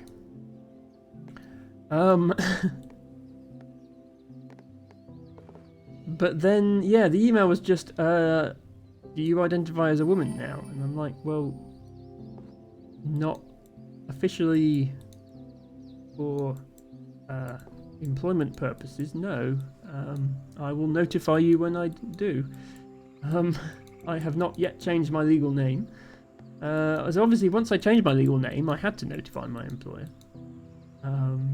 Because they had to update my records and they had to notify my workplace pension provider and all that nonsense, and they had to tell HMRC because of pay you earn, so on and so forth.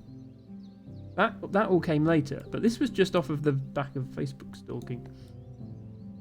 To be fair, we do have a different HR person now. Maybe it was just that HR person who was intent on stalking their employees.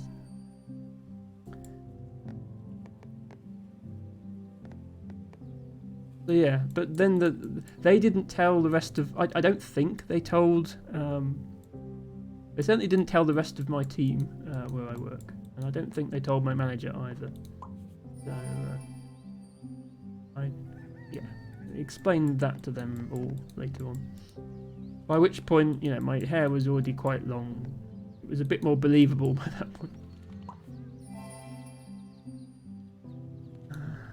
But yeah, I mean... I wouldn't say they've specifically been supportive. Like, they haven't actively been supportive, but they also haven't been hostile to it. So that's, you know, I'm grateful for that.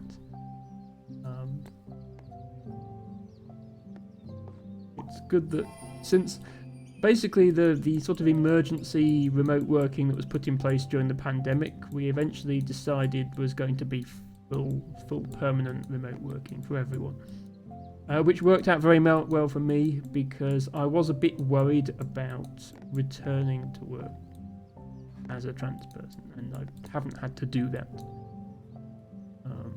And now I'm at the stage where if I do switch jobs and have to go into an office, I'll be much more comfortable with that.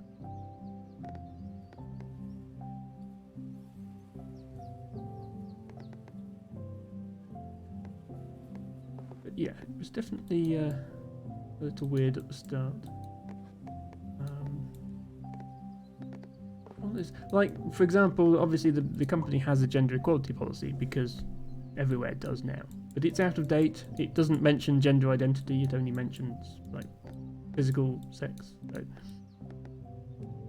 I'm not actually protected by company policy.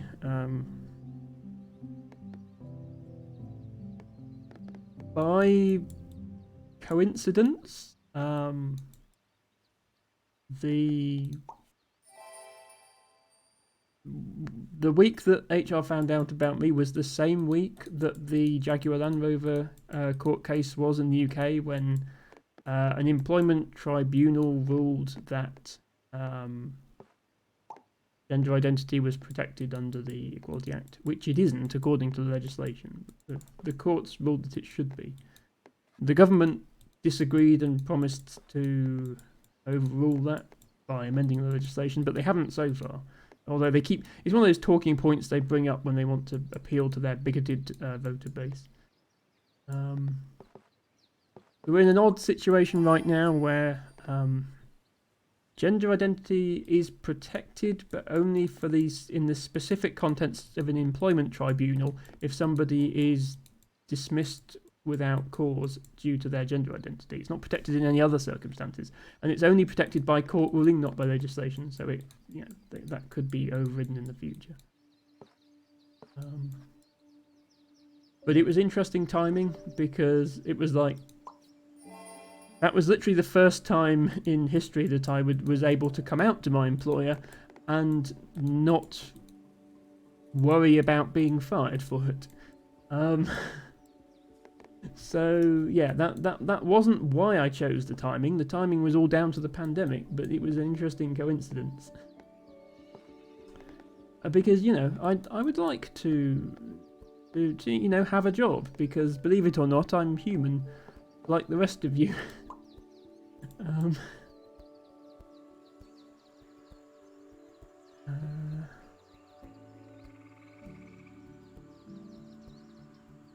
Ren says, too many people becoming trans on a whim. Sarcasm tag. That is the official position of the UK's Conservative government, Ren. They think too many people are becoming trans. They think it's a trend. They think people are voluntarily choosing to be part of possibly the single most hated and discriminated against group in existence right now. For fun. Yeah, I know, it's crazy, right? But that's what they earnestly seem to believe. Or at least tell their voter base they believe to appeal to them.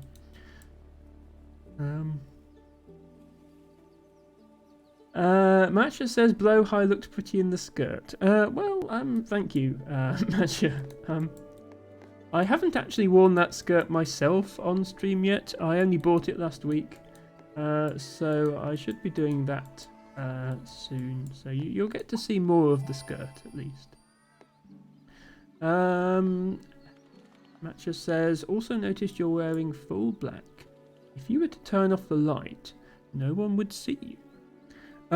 So it's not actually black. It doesn't really come out on the camera, but it's a very deep navy blue. I think it just looks black on the camera.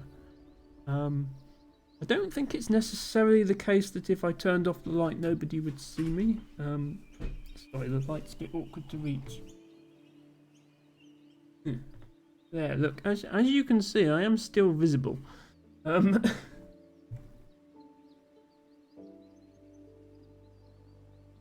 yes, today I have just a plain dress, but it was quite expensive, but it's really, really soft. It's like a nylon wool blend.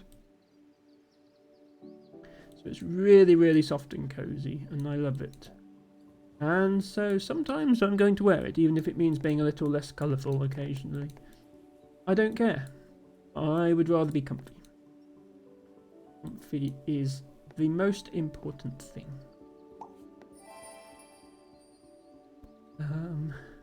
Going to Bird says, I thought I recognised it, the skirt. Yeah, this is the... I had to detach it from the blowhigh when I went to get my headband, but this is the skirt pattern. So I haven't worn this one before.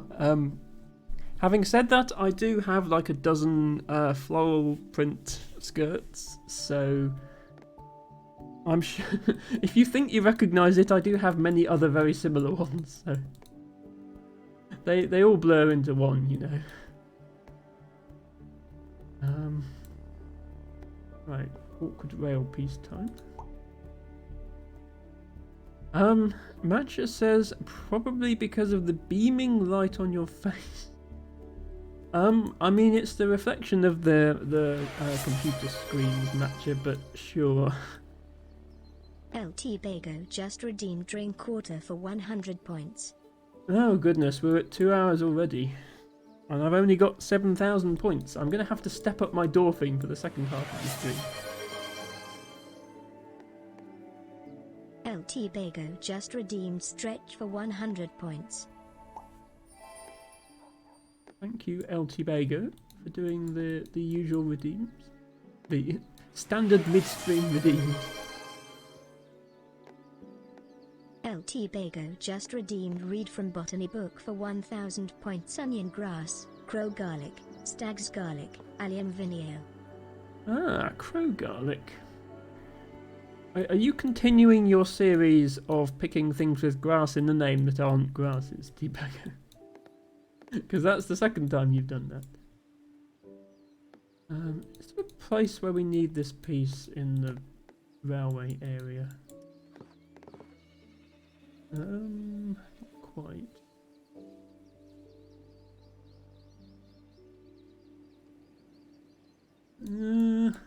Almost. I mean, it fits there.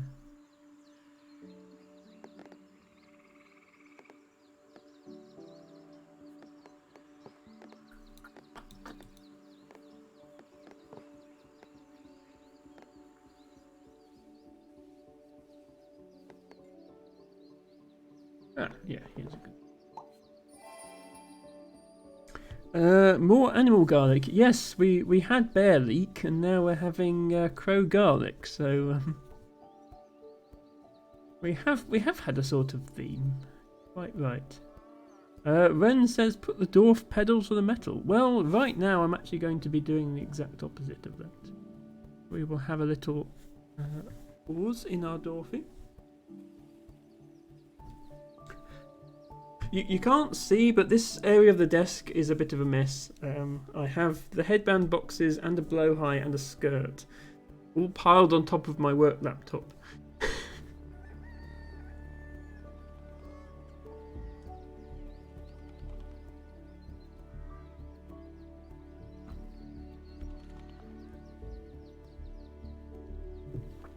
I know things usually look fairly tidy on stream, but my house is a complete mess.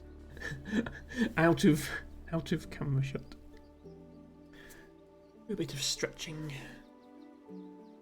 Sounds like perfectly normal stream room to me. Yes, that, well, yeah, is true. I have a fairly standard stream room. I have the streamer shelf behind me. I don't have a bed behind me. A lot of people either stream from their bedroom or only have one room available. I am fortunate enough to have... I mean, it's not a dedicated streaming room. It's also like my office where I work full time. So I'm in here for 8 hours a day every day outside of streaming. But it is nice having the space to do that.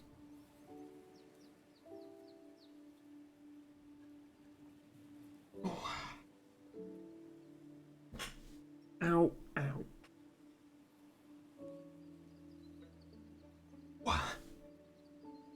Where these stretches get harder every week. Oh dear, T-Bago is spying on my hallway with giant colo eyes. No wonder you can see it if you're staring with eyes that big, T-Bago.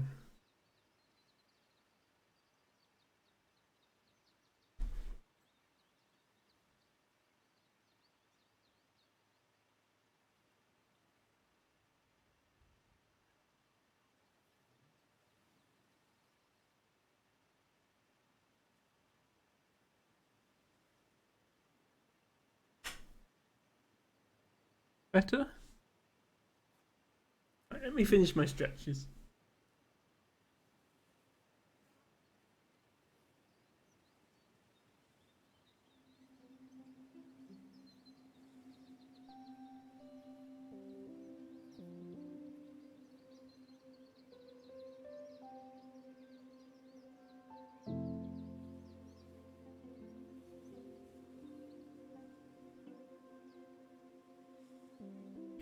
Sometimes I find that massaging this little bit of muscle here helps relax it. It's probably the bit that's like gets the most tense if I've been using a mouse and keyboard all day. Important to look after that. T-Bago says it wasn't bothering me, he was more trying to work out what it was. Well, it shall remain a mystery.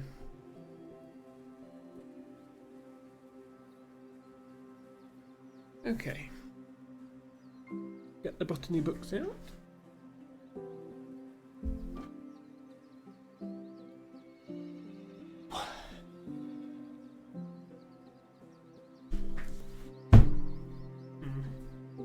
I was hoping this stand would make my camera wobble less, but I don't think it's worked.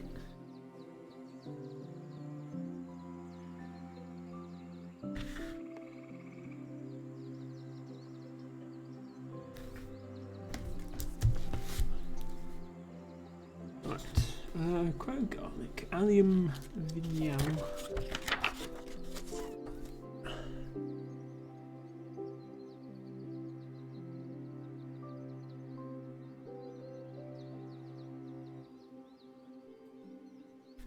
Nine.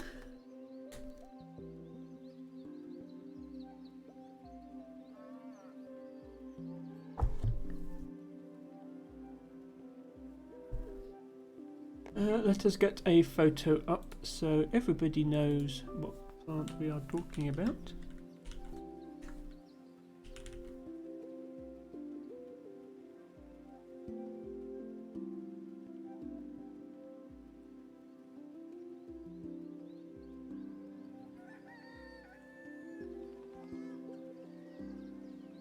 So this actually goes by many names besides those that Tibago mentioned. List of them here. Trying to find one. It very rarely flowers in the wild, and I'm trying to find a photo of the flower. I found a photo of the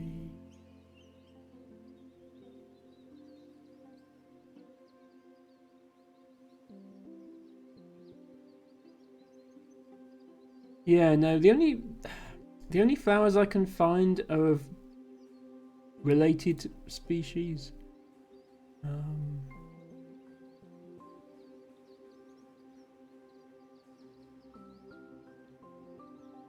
Let me find the seed, because it does set seed, but the seed is usually sterile.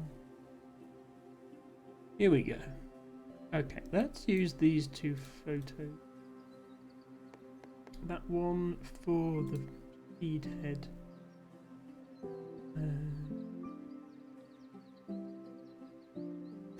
See, I would do this in advance, except I never know what people are going to redeem. I could just start coming up with my own ideas. Botany segment. Okay, there we go. You need to go. You need to go to full screen.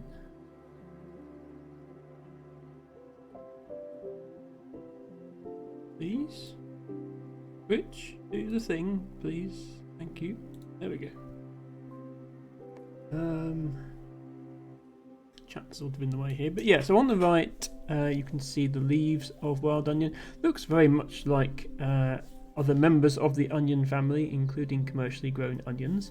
Obviously, the bulb, the onion part of the onion, is a lot smaller in wild onions than the big white or red onions that you'd be familiar with eating. Only like a couple of centimeters across at most.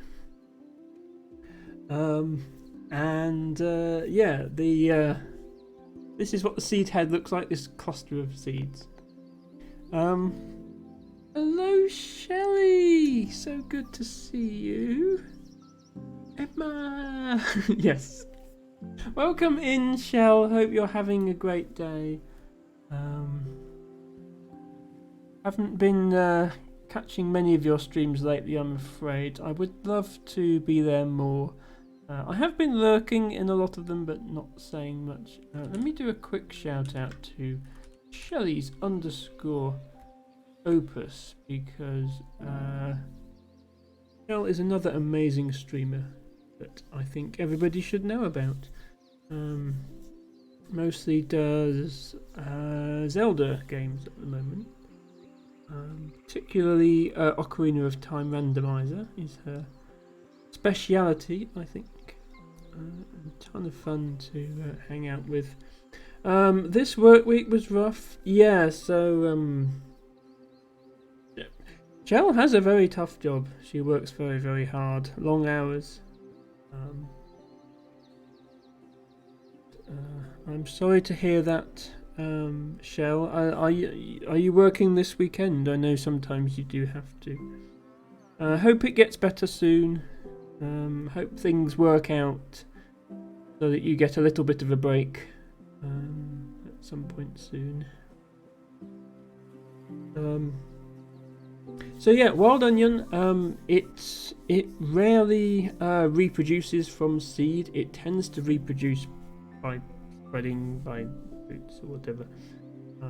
It doesn't cross-pollinate that often, so the seeds are often sterile. But it is found in a surprisingly many places. You would not expect to just be driving along the road and see onions on the side, but you do. Let's read what the book has to say about it. A bulbous perennial herb of well-drained, neutral or calcareous soils, generally occurring in summer dry grasslands, hedgerows, roadsides, wood borders and cultivated ground, and formerly a serious weed of cereal crops in southeastern England. Nowadays artificial herbicides have sort of dealt with that. Also found on coastal cliff ledges in western Scotland. The trend and the distribution is a complex picture of considerable expansion of populations in some areas, most dramatically, though not exclusively, in southwestern Britain, with contrasting localised distributional losses in others, particularly in northern Britain. Increases appear to be related to episodic ground disturbance followed by interludes of little or no management intervention. There are few available data. This book is pompous and treats data as the plural of datum. There are few available data to assess the relative abundance of the bulbiferous, floriferous, and mixed inflorescent variants, although the exclusively floriferous form appears to be rare. So yeah, that sort of ties into what I was mentioning. If it doesn't usually spread by seed, it is a bulb usually.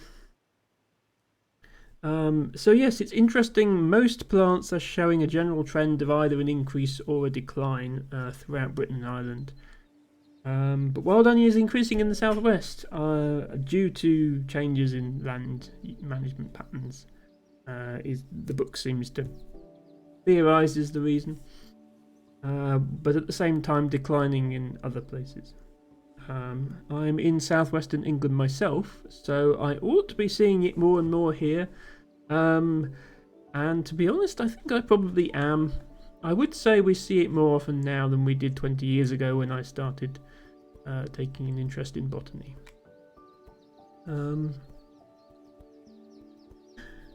Right, let me catch up with chat quickly. 7 AM to 5 PM with only a lunch break from 12 to 12:30, no other breaks. Yeah, that's a pretty tough schedule. You know, for a job that's physically demanding as well, not just a desk job. Shell says, I'm off this weekend. Unfortunately, I got hurt at work. Oh no, Shell, I'm sorry to hear that. Hopefully it wasn't like a safety incident or anything. I know you do have a very good union, so hopefully if it was, you're backed up in that regard. Bird says, I have to go be present now, but thanks for a great stream. No problem, Bird. Thank you for being here. Enjoy the rest of your weekend, and I hope to see you again soon. I'll be fine, just an overworked and strained muscle in my elbow. Oh no. Well, This is what happens when you make people work for 10 hours with only a half-hour break. I mean, you know, they have it coming, I think, if they're going to do that. Yes, many hugs to Shell. Let me just give Shell a hug of my own. There we go.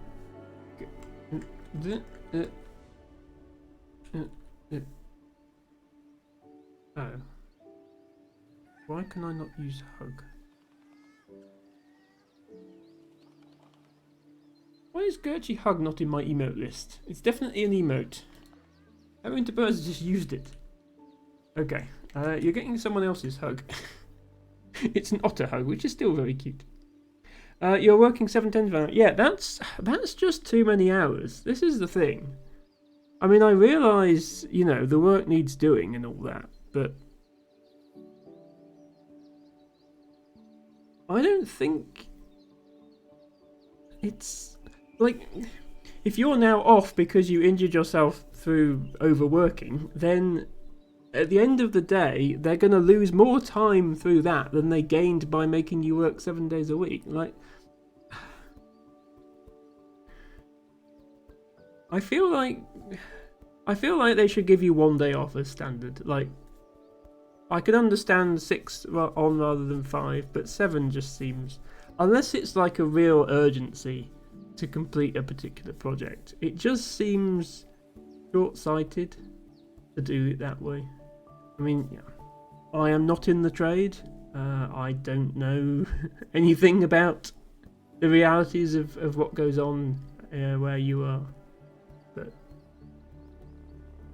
you know, it just seems to me like people make mistakes when they've been on the job that long. You know, a lot of trades have a limit for that reason. You know, if you're working with high voltage, you don't want to be making mistakes. Just, you know, it seems like a... Anyway, thankfully I get laid off on Thursday, so hopefully the next job will be easier. Yeah, I mean, that is true. That's one thing you can tell yourself, Shell, in your position. If you get a particular job that is sucky, then you can think the next one will be less bad. It's not like you're stuck doing the same thing day in, day out for years, like I am. It's okay. Mine is happy with my job. They probably view me as disposable because I'm an apprenticeship. Well, but you've got to learn. The point of being an apprentice is to learn the job, and you can't learn the job if you're off with an injured arm. So the big girl job won't be open till later in the year, unfortunately, but I have alerts set up for the job listing, so when it becomes available I'll be moving over. That's excellent news, Shell. I hope that does come up soon, and I wish you the best of luck with it. LT Back also has fingers and toes, of course. Ren says, are you questioning the complete rationality of our capitalist overlords? So Ren, Shell is lucky enough to have a fairly good union representation, and to, you know, have union reps actively looking out for her. She's shared a number of such anecdotes. So one would like to think that her job was not entirely driven by the whims of our capitalist overlords, but that may nevertheless still be the case. But yeah, don't let me go on an anti-capitalist rant because I'll never stop. Let's look at the distribution of wild onions, which has nothing to do with capitalism. I promise. Okay, maybe it slightly does.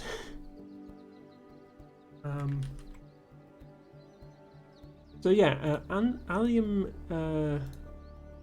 vinial is the Latin name, but there are many varied common names for this, which include, as Debagger mentioned, onion grass, crow garlic, and stag's garlic. It's also sometimes called simply wild onion, although that can refer to some other species. I have it in my book as wild onion, but I've definitely also heard crow garlic used locally. You can see why it would be called a grass. It does look very much like a tuft of grass when it's not in flower or fruit, but it's not. It is a member of the onion family, much like the wild garlic, aka bear leek, that we looked at recently, which definitely doesn't look like a grass. It has huge, big, thick, wide leaves. Here's the distribution map. Oh, I've got the wrong colour scheme. Actually, no, I'll leave it on this colour scheme. This one's easier to see anyway.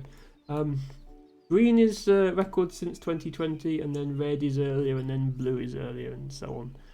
The only slight issue with this colour scheme is the green for 1987 to 99 looks suspiciously like the green for 2020. I can actually customise the colours. Let's make that one blue. There we go.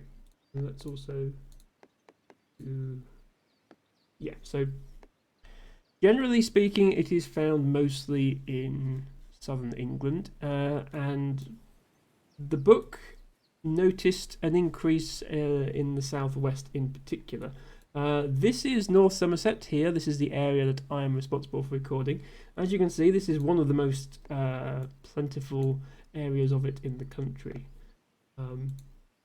What I can actually do is tell it to stack in reverse order. Yeah, so there's two ways you can view the data. You can put recent records on top or early records on top. If I put early records on top, then any bright green dots are newly recorded for the first time since 2020.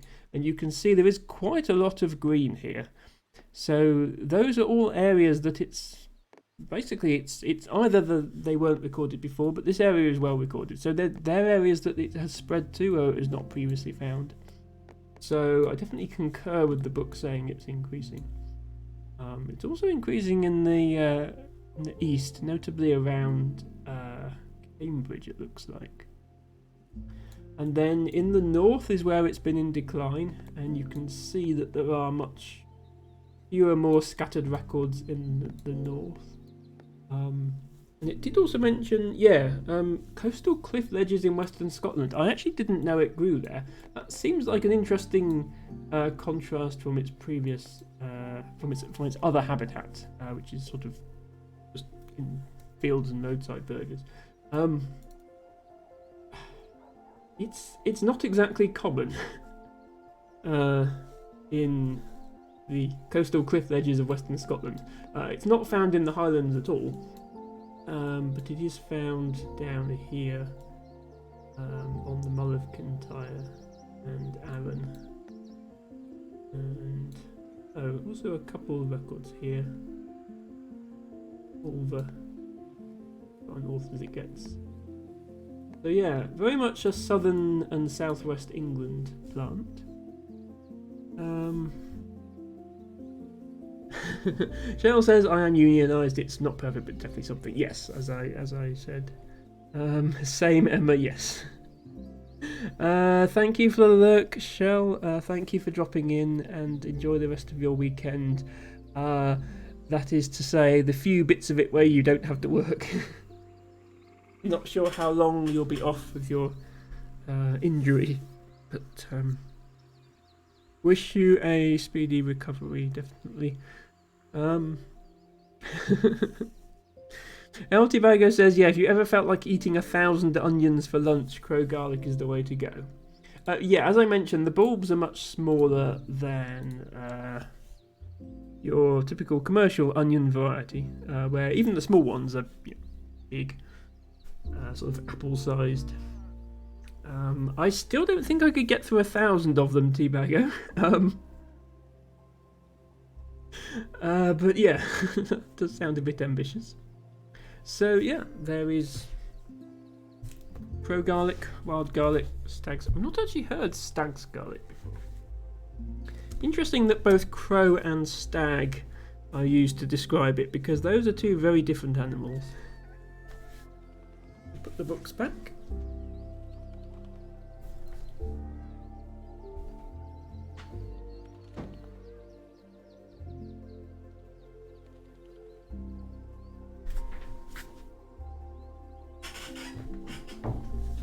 Okay, botany segment is over. We do need to we need to get a bit of a move on with our dorf because we've got another 12,500 points to score. But I think chat has slowed down a little now, so we should be able to manage that.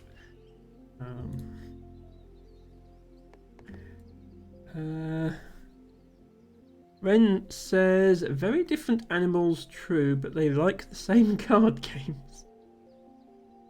Probably eaten by both in different areas. That is a good point, T-Bago. I suspect that may well be true.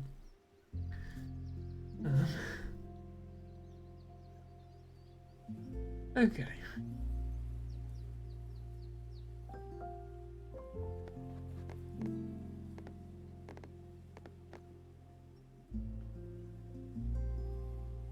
Back to our dwarfing.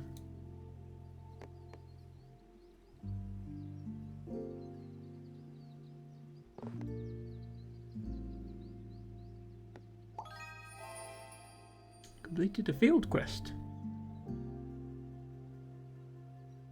Is my giant field, so known as Ophelia's nightmare. endless fields.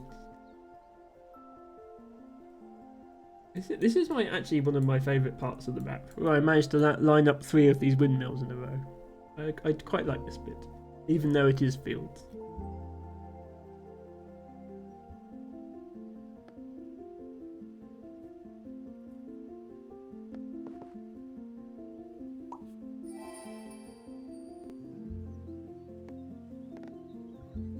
Speed dwarfing. No, we will not be doing any dwarf speed running.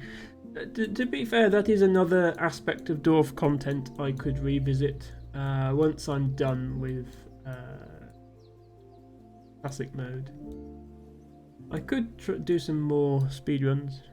No one's beaten any of my previous ones though. So if I wanted another world record, it would have to be grinding the 2,000 point category, which feels very luck based, and I'm not sure I'd enjoy that. I'm not really the sort of person to grind the same game for dozens of hours just to get a good record in it.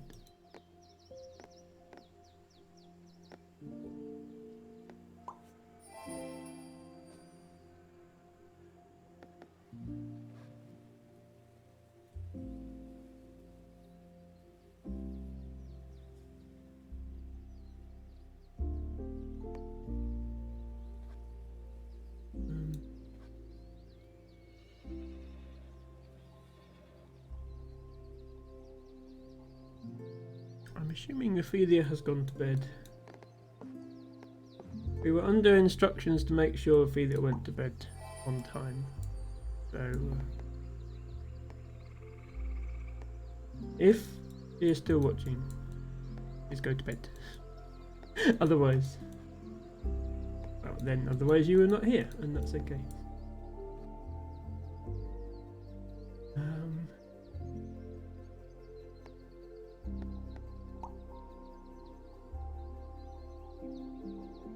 Bago says, I now need to find more animal-based onions and or grasses that aren't grass. I mean, you don't have to, but that does seem to be the theme that we're on. Or just something that has a lot of common names, or something that has a vaguely rude common name. That is also an avenue we went down at one point. And I can think of several we haven't had, but I'm not going to say them because then I'd have to do them.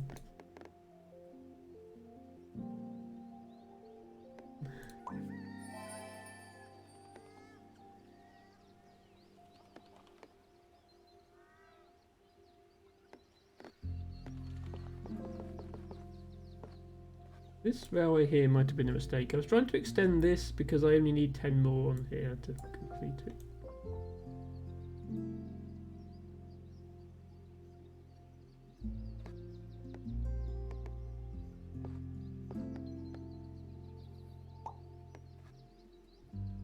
I think my railways are just beyond saving at this point. They're a mess. We'll get to 1,000,000 points long before it becomes a problem though. so I don't care.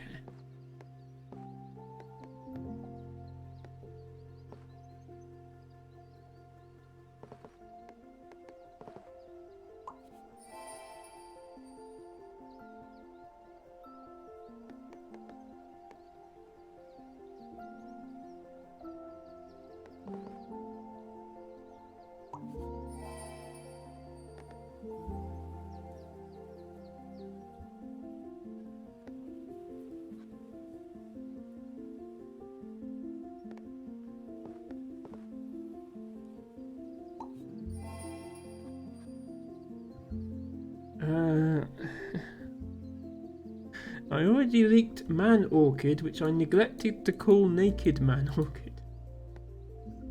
Well, that's not a recognised name for it as far as I'm aware, T-Bago. That's just your opinion of what it looks like.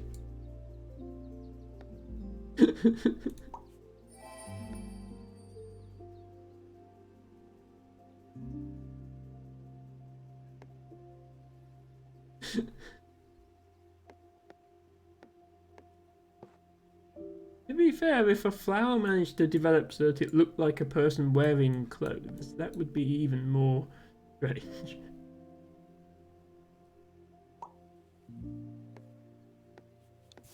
Might be a place for this railway. Ah, almost. Almost, but not quite. Not quite, but almost.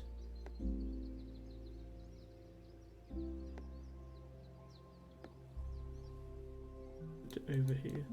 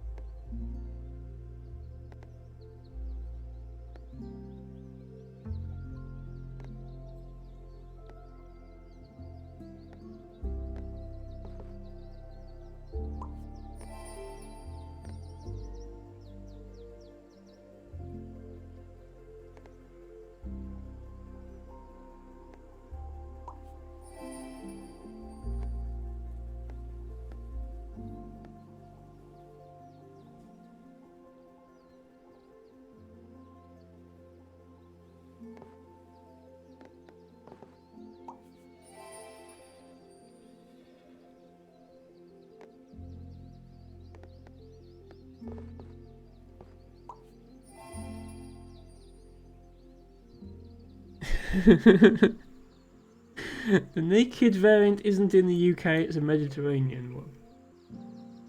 Well, yeah. This is true. But it's really, really rare in the UK anyway, so... I've never seen one in person. So I can't really comment on how they look in the UK, because I've only got photos to go off, and I can't be sure where the photo was taken, to be honest. But yeah, there are... I believe there are... I don't know if there's more species of orchid than every other species of plant put together, but there's a lot of orchid species. There are tens of thousands of species of orchid. It's one of the most prolific groups in the plant kingdom. And they all have very, very subtle, very intricate variations in their flowers. So it's no surprise that some of them happen to look like other things. By far the most interesting part of that, I think, is the ones that have evolved to look like insects in order to convince the insects to pollinate them. The bee orchid, the fly orchid, and the spider orchid, for example.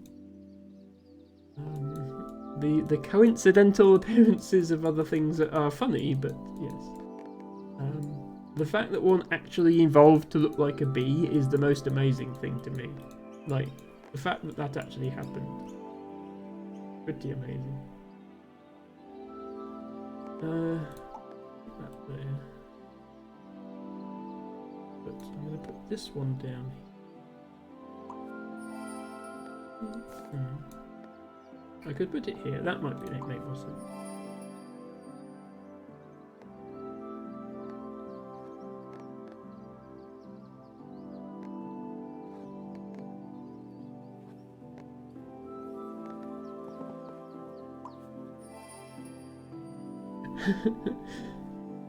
Vago says, oh no, now I'm learning things. No learning things off a Twitch stream. Honestly, some of my favourite streams are science and technology streamers. So. Oh wow! TTV has subscribed for the first time. Burton, welcome in. Thank you so much for subscribing. That really means a lot to me. I hope you're having a great day, Burton. Welcome to our Friday night Dorf and Chill, and thank you so much for your support.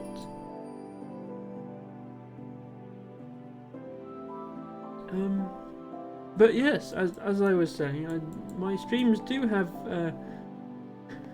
at least some educational content in them, and I make no apology for that, because I would like to use them as an opportunity to share my knowledge of botany with everyone.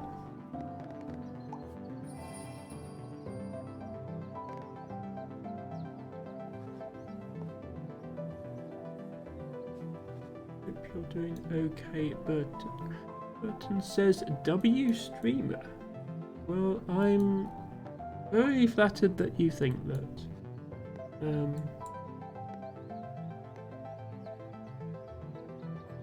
Hope you're well, just dropping by to share some love on this great Friday.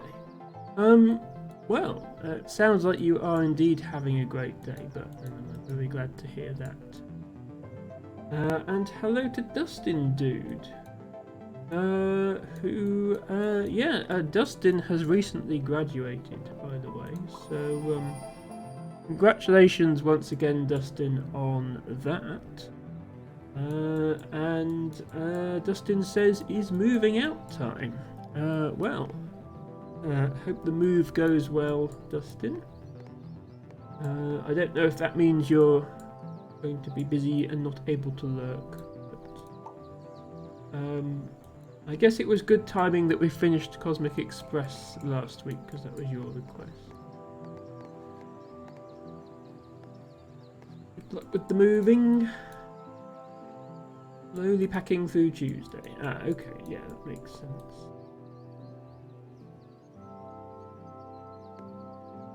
I believe you have a job lined up, don't you, Dustin? So, yeah, everything. I hope everything goes well for you. I wish you all the best.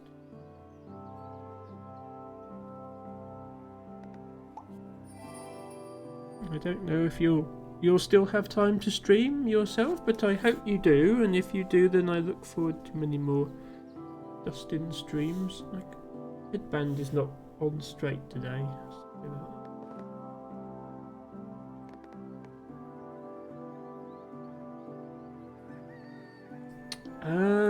Altibago points out a flower only found in equatorial Asia.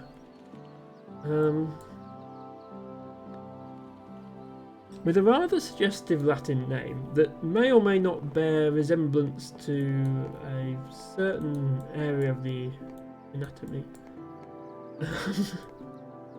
Can't say I've ever seen that one, Tibago. I might look it up off stream. If that's okay with you.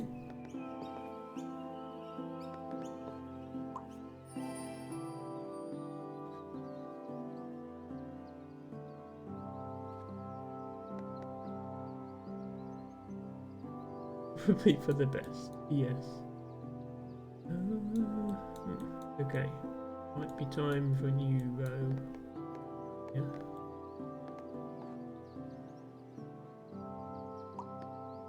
Only when you have biomes on. Most of this playthrough I've done with biomes off, but the last couple of streams I've decided to have them on. I might as well show the game with all its graphics settings on.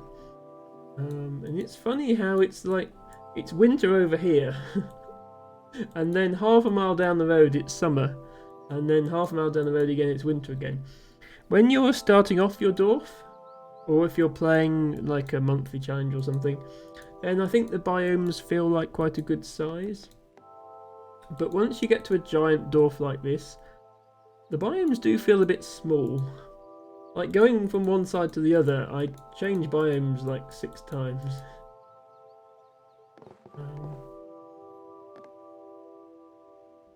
But yeah, I don't think it would feel very good in the early game if the biomes were any bigger.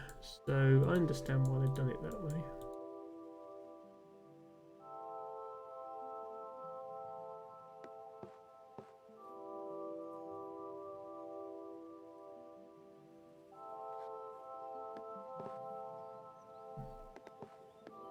Really nowhere for this piece to go. I suppose this works. I can still connect up the fields in theory.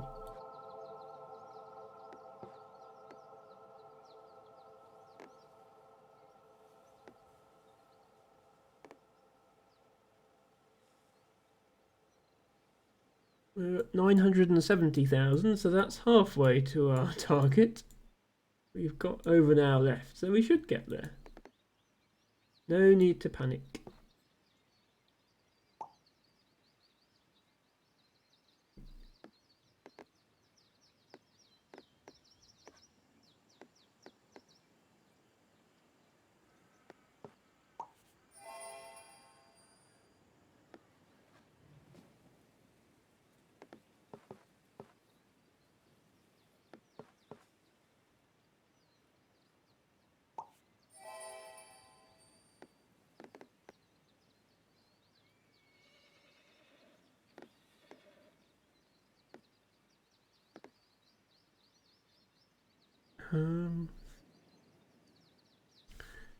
Now, Deepago asks if the corpse flower is in the book. There's one in Q.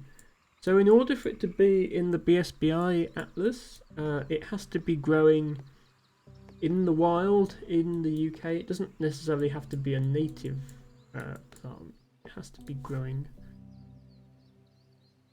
so outside of somewhere where it's being like under human control. So not a crop in a field or a plant in a garden, including a major botanical garden like that. So I suspect it isn't. However, I do have other books, so I can always look it up if that's something people want to look at. But yeah, it's not going to be in the big book, so you can't use it for the redeem.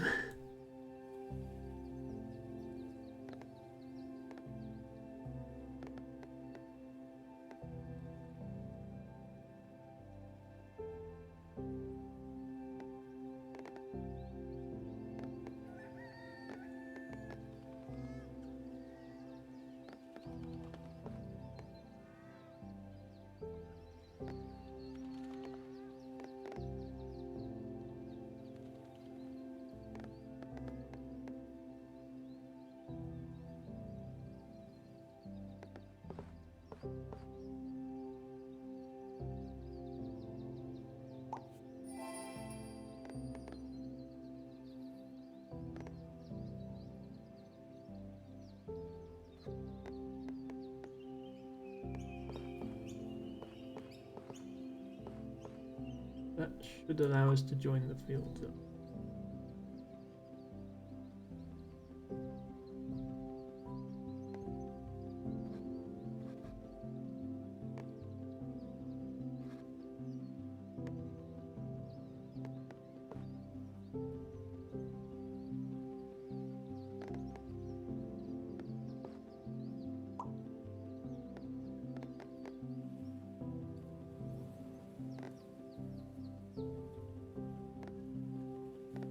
It is a fascinating plant, but I'll stick to stuff in the book.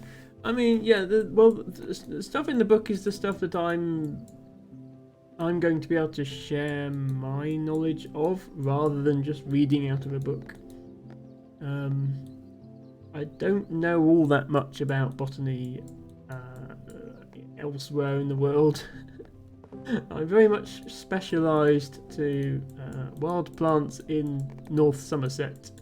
And sometimes also wild plants in the rest of the UK and Ireland. But basically, if I can't drive 5 minutes down the road and see one. I probably don't know about it. Or at least I don't know about it in any detail. I'll have heard of it.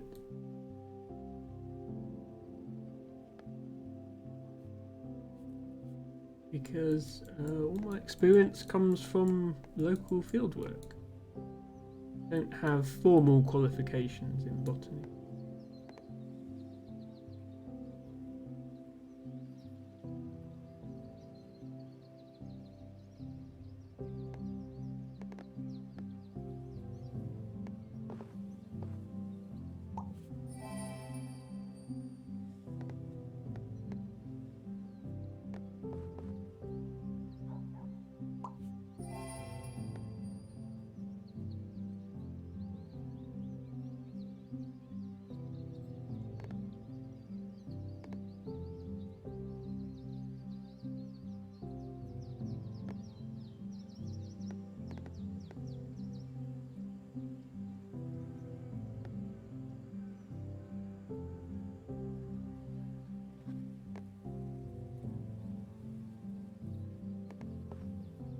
El Tibago says, you may have noticed a lot of the redeems I've made are found in Somerset, even if sometimes there's only one for that reason. Ah, have you been looking at the distribution maps before you choose your plant? That's very dedicated of you, Tibago, to be doing all this research just for my stream.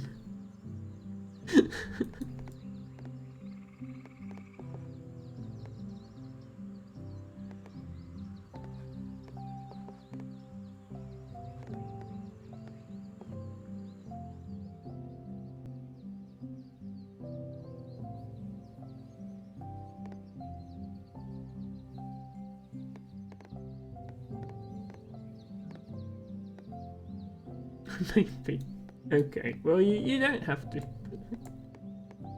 I appreciate your thought.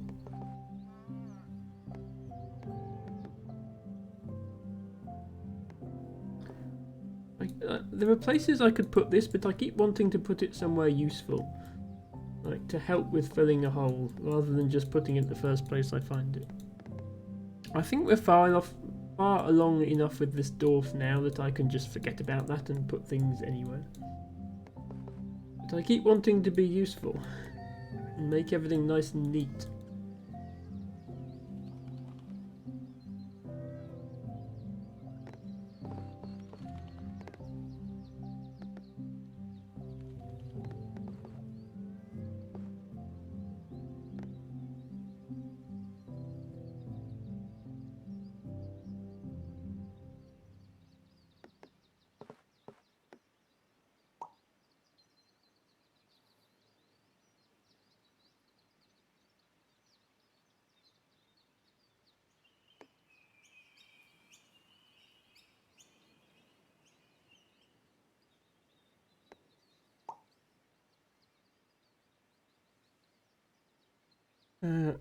You're using the Somerset Wildlife Trust website. Yes, that's a good point. You can use that. You can also use the BSBI maps page, the one I keep going to get the distribution maps up. The general public can't see the maps in as much detail as I can, but you can still see, you know, what's in Somerset and what isn't.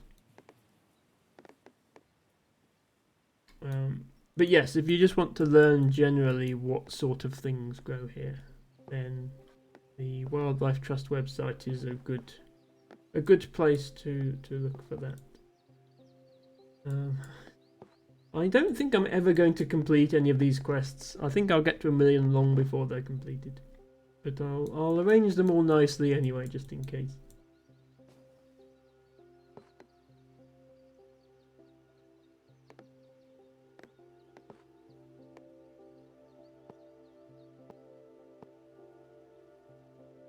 Things are getting very laggy now when I try to add a piece to my river, which has over 1,200 tiles in it now. You can see the lag happening. In fact, Twitch is now complaining I'm getting frame drops just by rotating that tile in place.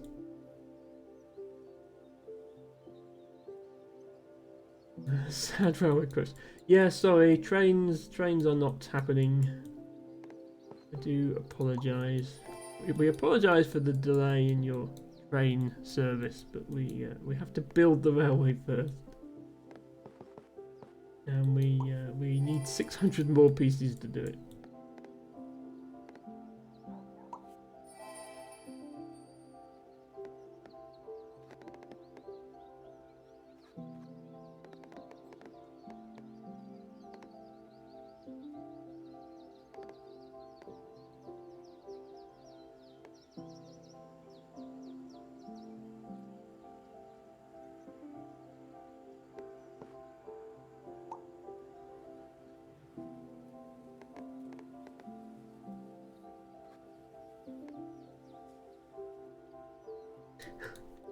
The map is just starting to get a bit too big now, I think. It's taking so long to scroll around it. But that's okay. We will be done with it soon. Don't have to upgrade my PC just to keep playing this game.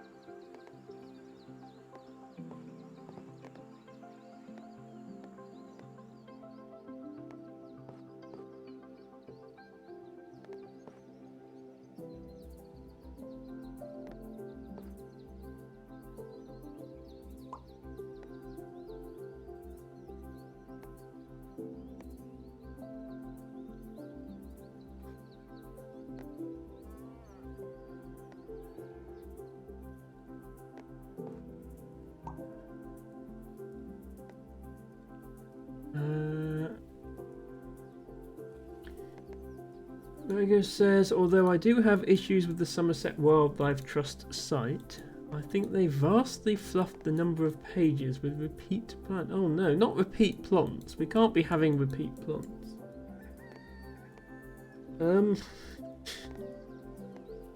Yeah, I don't directly have contact with anyone at Somerset Wildlife Trust, but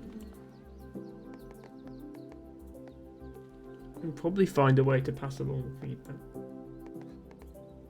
Too many repeat plants. Please revise. Do they have multiple pages about the same plant? Because that seems weird.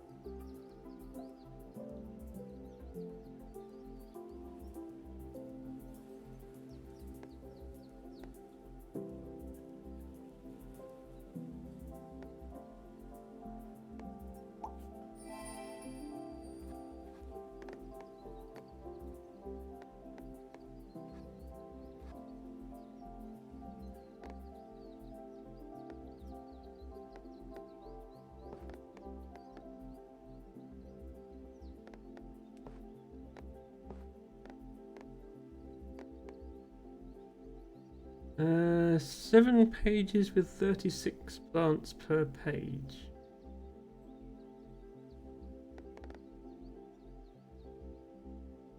Oh, I see. What? And then there's duplicates on the different pages. Okay. I have never really looked in that much detail. I probably should.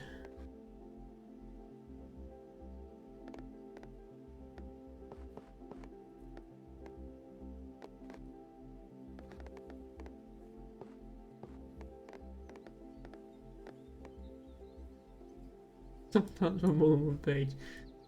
Yeah. I mean, there's well over 1,000 plant species growing wild in Somerset. So If they wanted to fluff the number of pages, they could have just added more obscure species. I suspect they only wanted to put the nice ones in that people like to read about.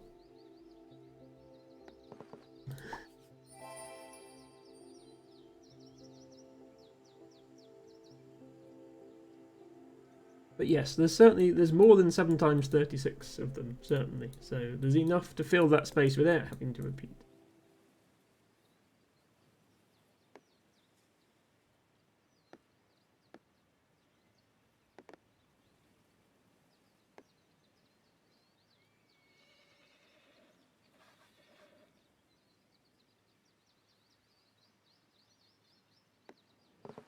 Still haven't found this piece.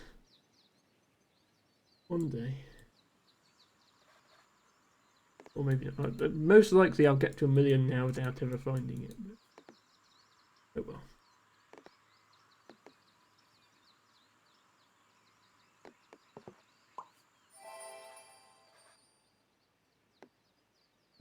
Tibago says, I'll link the page in Discord when anyone wants to look or would like ideas for the botting redeem. Thank you, Tibago. That's very helpful. Appreciate that.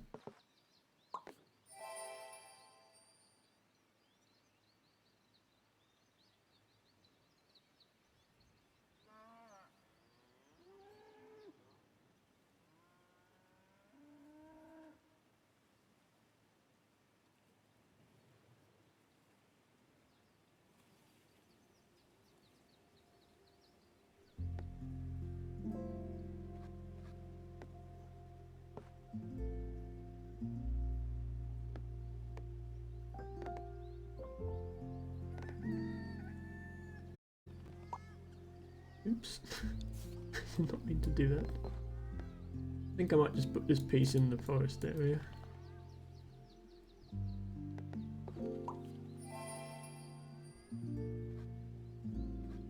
Sure, there are other places that need it, but it's always...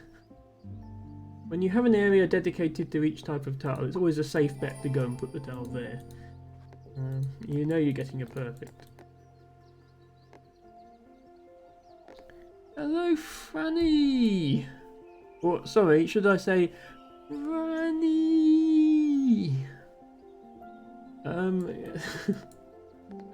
Hope you're having a good week. Thank you for joining us as we dorf and chill and draw ever closer to 1 million points. Bad news, Franny. Although I do have TTS on bits redeems, it cuts off after 10 seconds. So no half an hour of Red Dragon Mahjong tile for you here, I'm afraid. Have you banned Stoic from here yet?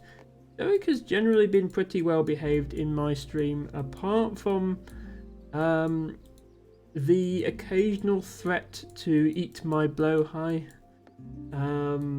He has been okay. Yeah, Tibago did get into some sort of fight with him. But, it's all good. Yeah, but by we I mean just Tibago.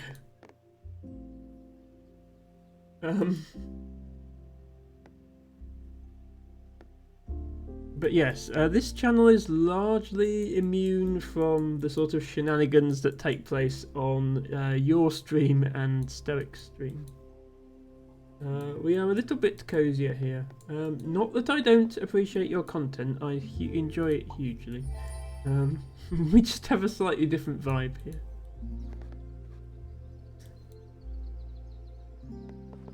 Finally get to fill this piece in. I am cozy! Yes, because nothing says cozy like Red Dragon Mahjong tile, Red Dragon Mahjong tile, Red Dragon Mahjong tile, Red Dragon Mahjong tile, Red Dragon Mahjong tile, Red Dragon Mahjong tile, Red Dragon Mahjong tile, Red Dragon Mahjong tile, for half an hour. That's not even his own stream, that's the pain he inflicts on other people's streams. who are foolish enough to have uncapped TTS running.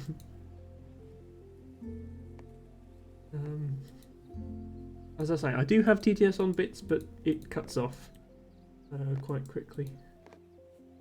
And if somebody posts a sincere long message with bits, then I will read it out myself. But if they post Red Dragon Mahjong Tile, I probably won't read the whole thing.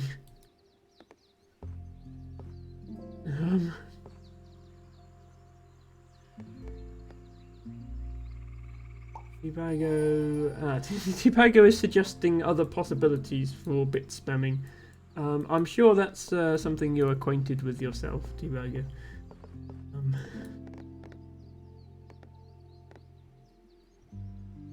I've never really had the opportunity to try it because I don't watch those types of streams mostly, but I did on Stoic's stream the other day. I basically copy-pasted one of each emoji to find out which one was the longest. So I now have that information for future use. Sorry, Pond, but I'm not placing 1,577 more tiles on this tile. So I'm going to fail that quest.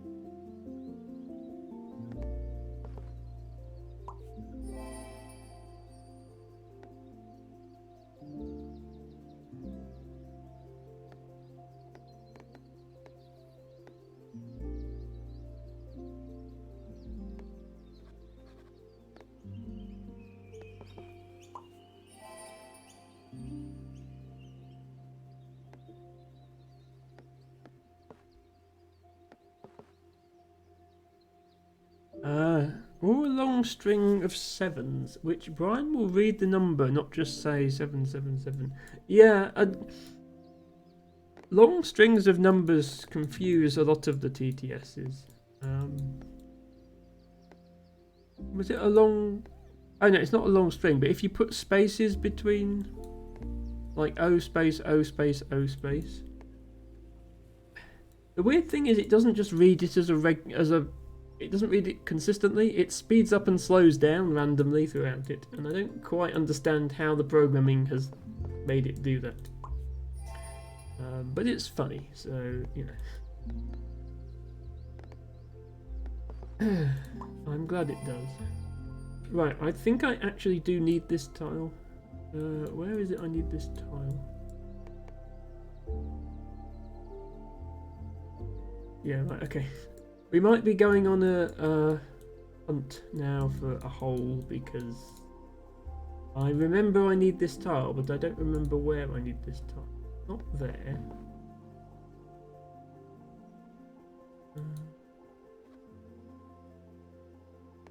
Where?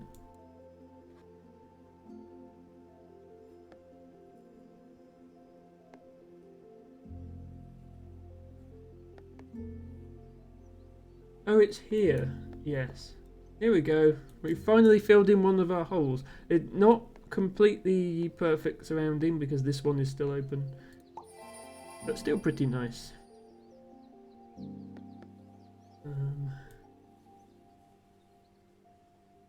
Yeah, occasionally I do try and remember what those tiles are supposed to look like. But I usually forget.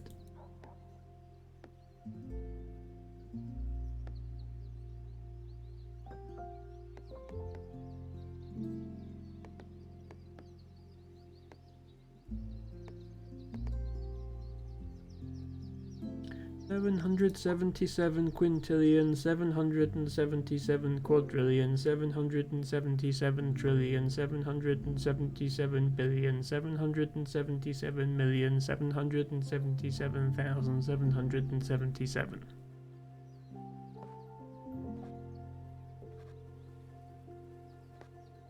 there. I don't know how high up in the Ilions you can go before that stops working. Hello, Alhuno, welcome in. Hope you're doing well. We are just having a cozy little dorf and chill. Thank you for joining us. How is your week going? Alhuno.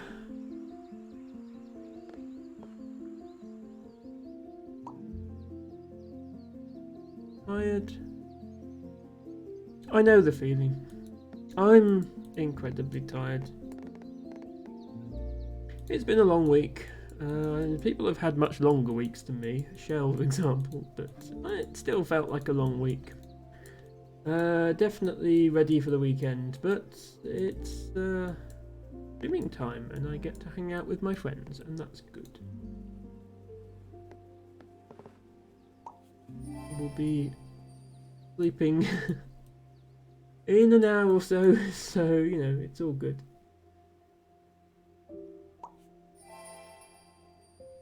It will go as high as it goes. Oh, it actually knows the Ilions that high up, does it? I'm impressed.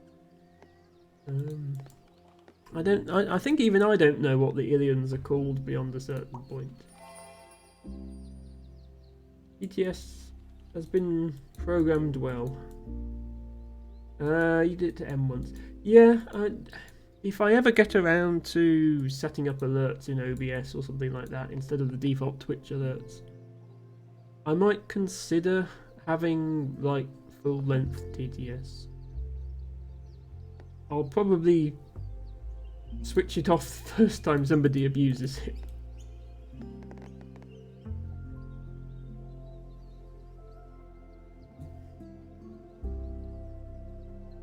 You do have a skip option. Yeah, that's true. I could do that. But then nobody will cheer because they'll think, oh, they'll just skip it. I wouldn't want to deter people from cheering.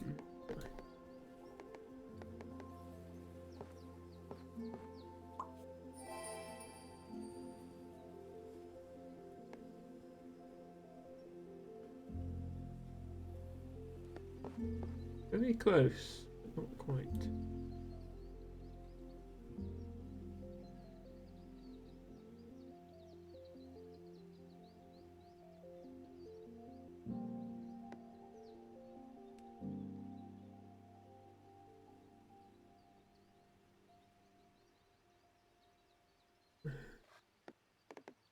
Is there anything here that...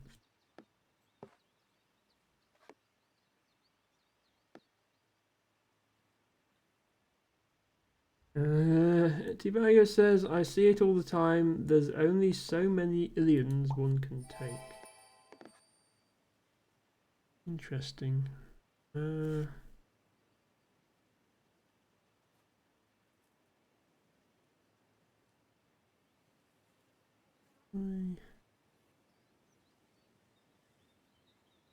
I wonder if it's specific to Twitch Studio that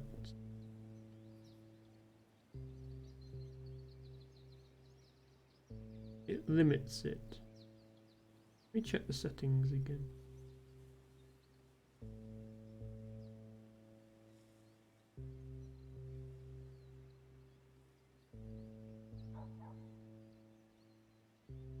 Oh, duration. Yeah, but that's...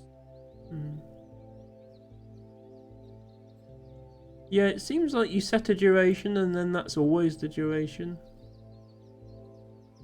Like it's set to 15 seconds at the moment, but if I made that long, like if I made that 10 minutes, then presumably the alert would stay on the screen for 10 minutes every time. So, I don't know. I'll try putting it up and then next time somebody cheers bits we can see. Yeah, maximum you can have in Twitch Studio is 99 seconds. So it's not actually possible to do one of those long spammy ones because it would get cut off by then.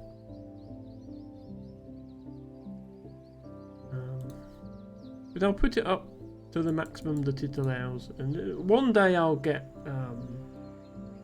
alerts set up properly. Just today is not that day. I'm just using the default Twitch alerts. I'm going to keep using at least one default Twitch alert no matter what, because that gives you 2 extra emote slots, which I do actually quite need, because I have that many emotes now.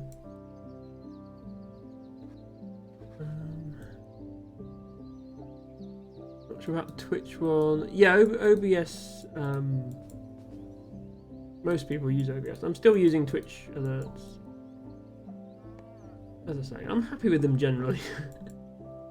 I don't think the ability to spam lots of emojis in the ETS is necessarily a feature that should be a priority for them. I think there's many other more useful things that they should add to alerts first before they consider doing that.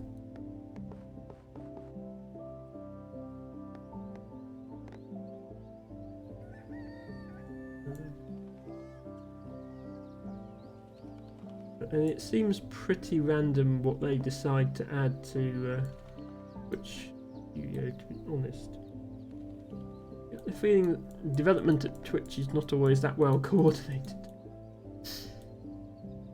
Franny says, I have never experienced Troll TTS. Really, Franny? So you just genuinely wanted to hear what it would be like if you were to purchase a set of Mahjong tiles and then discover that there had been an error in the factory and they'd accidentally made every tile the red dragon. And you sat there unpacking your Mahjong tile set going, Red Dragon Mahjong tiles. Red Dragon Mahjong tiles. Red Dragon Mahjong tiles.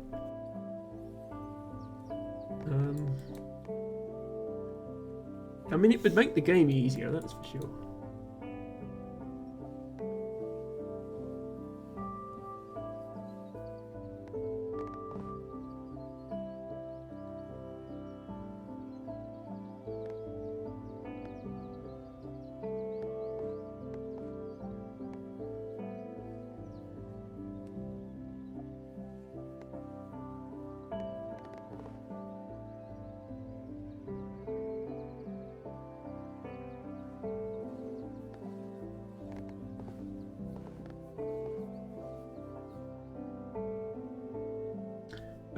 Yeah, OBS really does. Yeah, no, I realise that, T-Bag.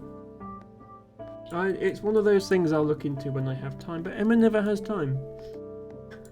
Emma spends all her free time streaming as it is.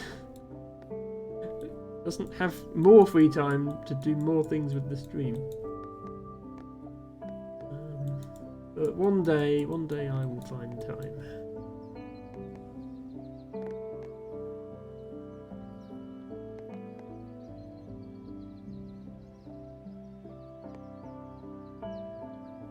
Okay, sorry, Blooded Castle Ruin quest. I'm not going to put 1,722 tiles here, so you're getting blocked off.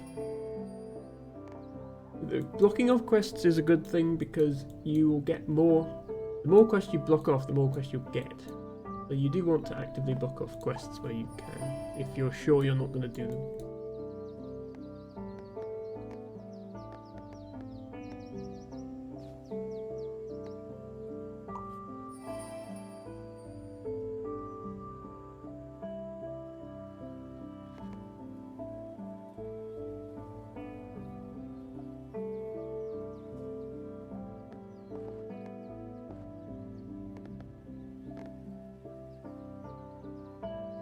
T-Bagger says on the Twitch client is fine. It was more talking about... oh, you're talking to Izzy. Yeah, so Izzy has just got back into streaming. So yeah, that makes sense. Probably trying to do alerts. Talking to Izzy about slobs being scummy.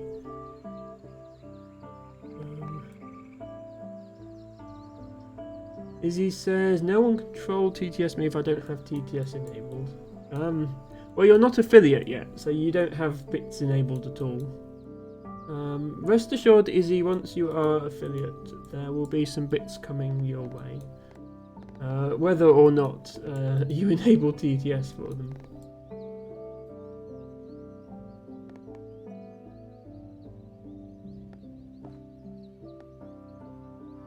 You will not be affiliate. Okay. Well, in that case, there will not be bits coming your way. But you have my full support regardless. And if I could subscribe to you, I would. And I'm sure that goes for many of Ophelia's viewers as well.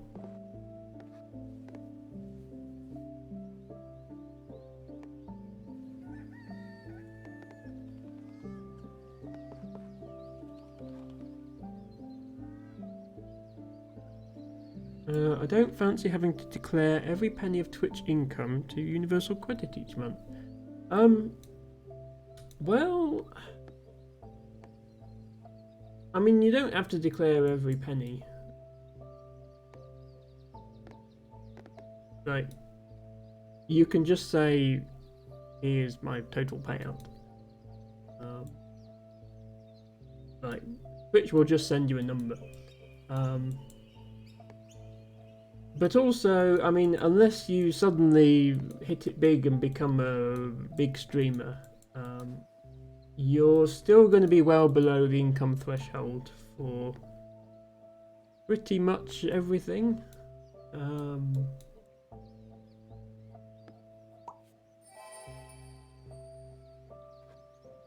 Even if you're, because I'm employed and earning above the tax threshold. But I still don't have to pay any tax on my Twitch earnings as long as they are under £1,000 per year, which they are by a long way. Then they're not counted.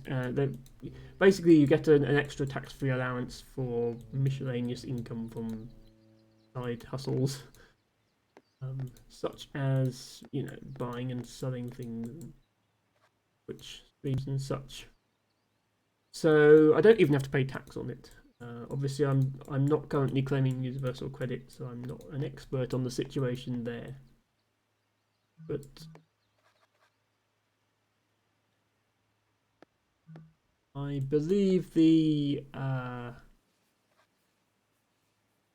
yes, no, I appreciate you have to declare it, but I believe the threshold at which it would affect your universal credit is higher than anything you're likely to make from Twitch. But no, I can completely understand you not wanting to be affiliate. I'm not trying to pressure you into that. I'm just saying,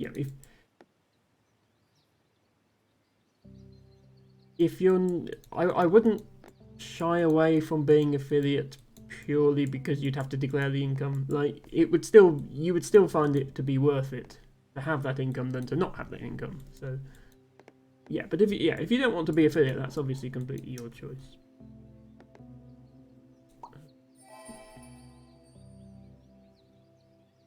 You absolutely have to declare any and all income to Universal Credit and my work push setting over your threshold. Okay, yes. Okay, yes. So if you are already over the threshold from your work, then earnings from Twitch would reduce your Universal Credit, but they would reduce it slower than you would earn, so you'd still come out ahead. They don't care what the source is, as long as there is a source. I'd have to declare myself as partially self-employed for UC purposes. I just don't know. Fair enough. As I say, I'm not intimately familiar with the process.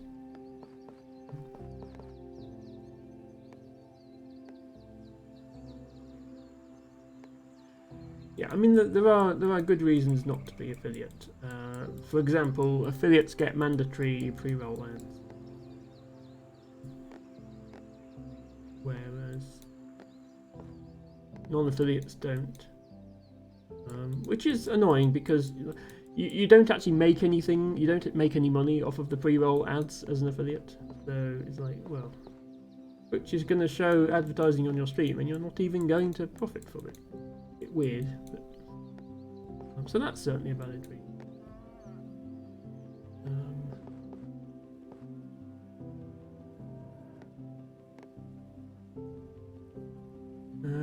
I very much taper is 55 pence in the pound, so better off on anything I got, but it's not worth time paying on the paperwork. That's true. That's true. It's a it's not a great situation because it disincentivizes people from earning more, which, you know, surely the government wants people to earn more. So why do they make it so difficult to earn more? But, you know, I promised I wouldn't get political this stream, so let's not do that.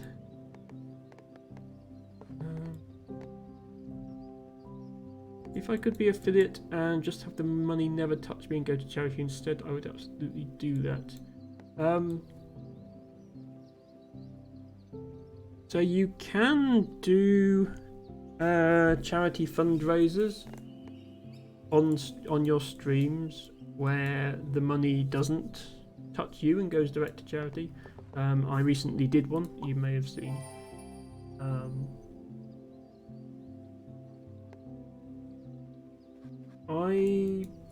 Is it possible to turn off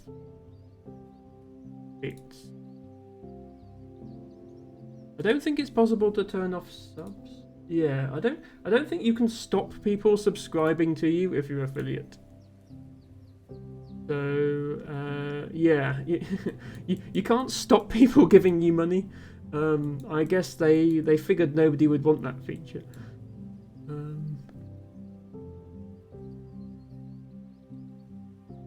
I think you can turn off bits.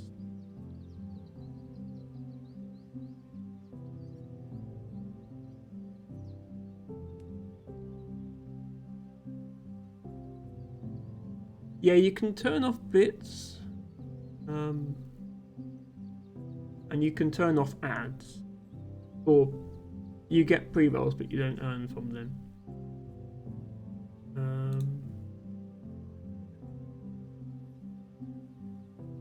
But you can't turn off subs, so yeah, you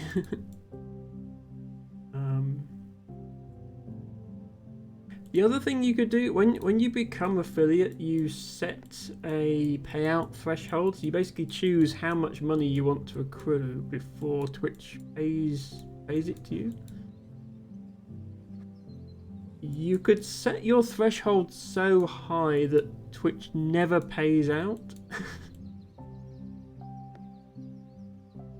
And then in like 20 years time get a payout of like get it all at once, and then you'd only have to do the paperwork once. So you could do that.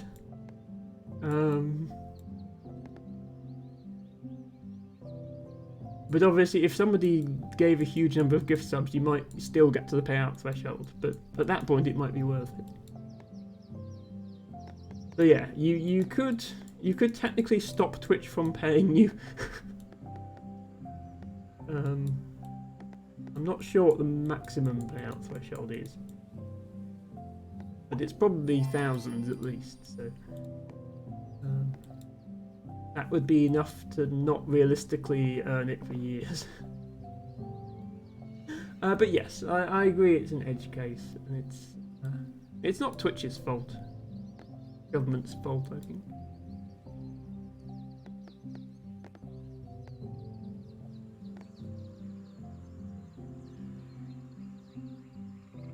It's silly because it's an effective 55% tax rate. Whereas even my higher rate earnings are only an effective 40% tax rate.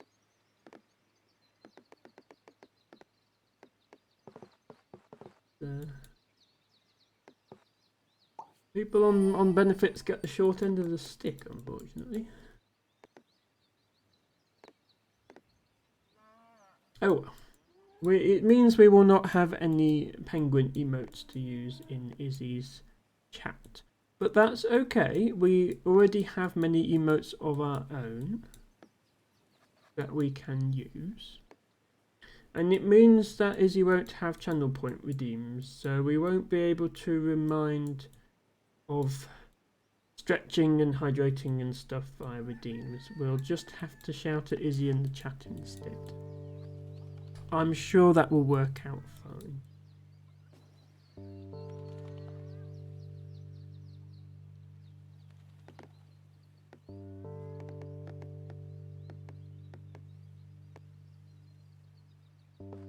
Izzy says, we're in a super weird situation that I earn a decent amount, but because of how disabled Dan is, we can also claim UC. It's very unusual.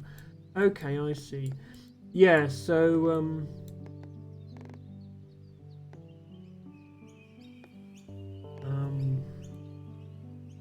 yeah, that money is still useful to you because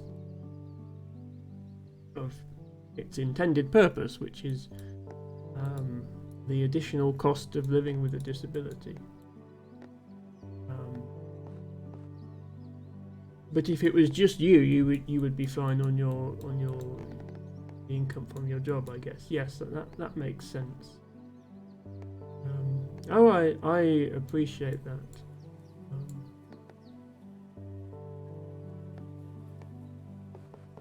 I mean, obviously you're familiar with Colo, Izzy, who has elaborated at some length about the hidden costs of having a disability.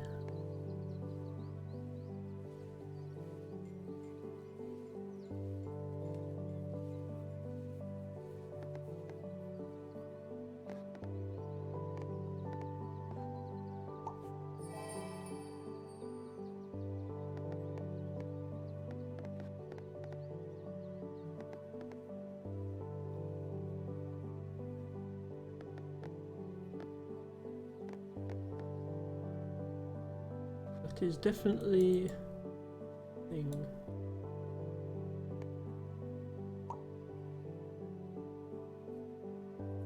And Colo, of course, has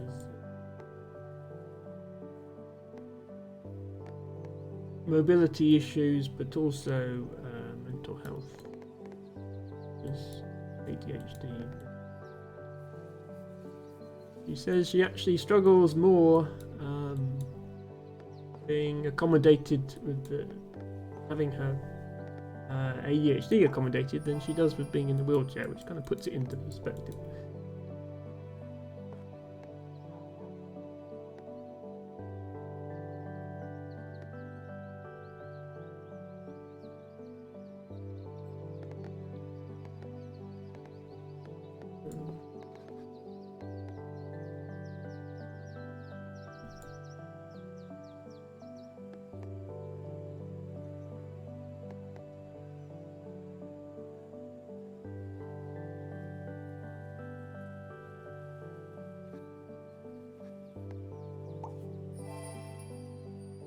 Geiger says I've never heard of a Colo, and then proceeds to use a Colo emote.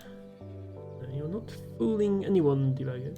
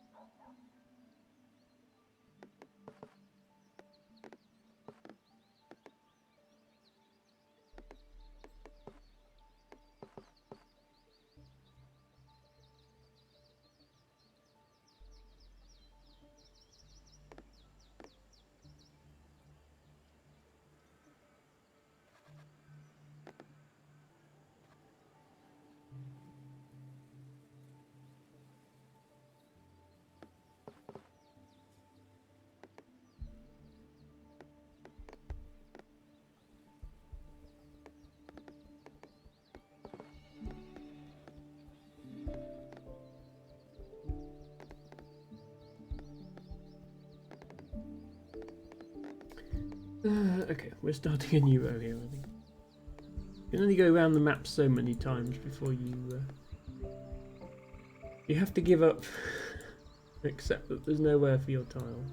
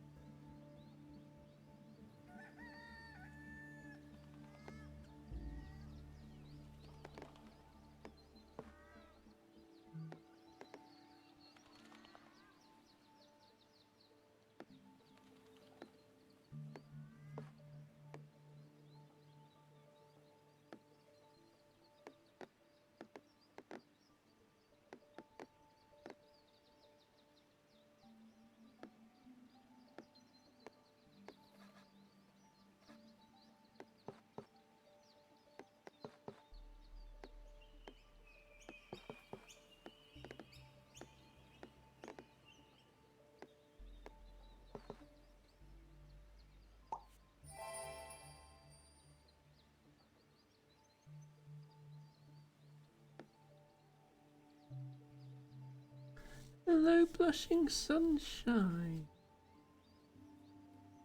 Oh, come in.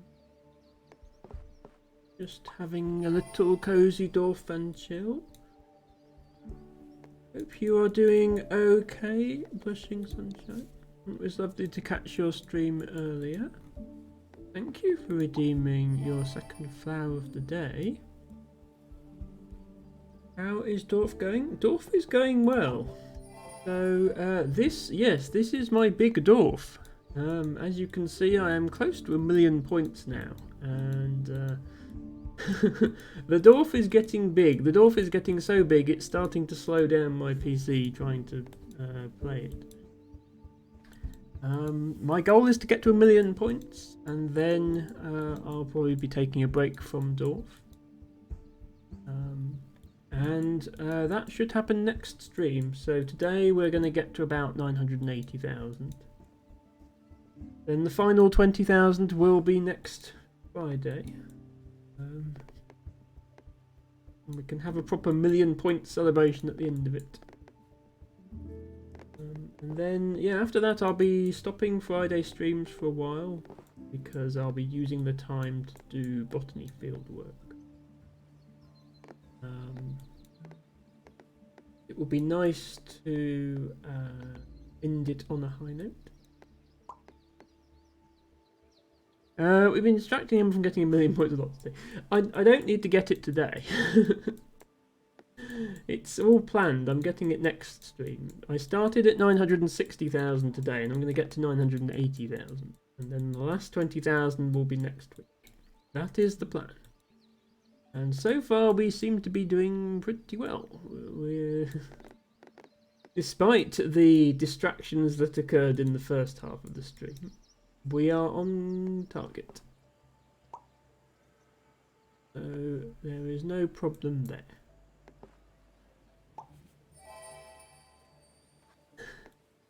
More distractions next week? Almost certainly, Tibago, but as long as the distractions next week are only the same size as distractions this week, then I'll still be able to do 20,000 points, which means I'll still get to 1,000,000. You can't win that easy, Tibago. You'd have to step up your distraction game if you wanted to stop me getting to 1,000,000. Thank you, Blushing Sunshine. By the time you get to this point in the game, when you've got 1,200 tiles in the stack, it's pretty much impossible to lose. You just whatever tile you get, there's always going to be somewhere for it. So this part of the game is easy. It's really just, can you be bothered to play for long enough to get to 1,000,000 points or whatever you want to get to. The tricky part is getting to the point where you can do this, like getting the map to be this big in the first place. But it's people manage it. This is not even a particularly high score. It's only 408th on the leaderboard. So plenty more people have got higher than this.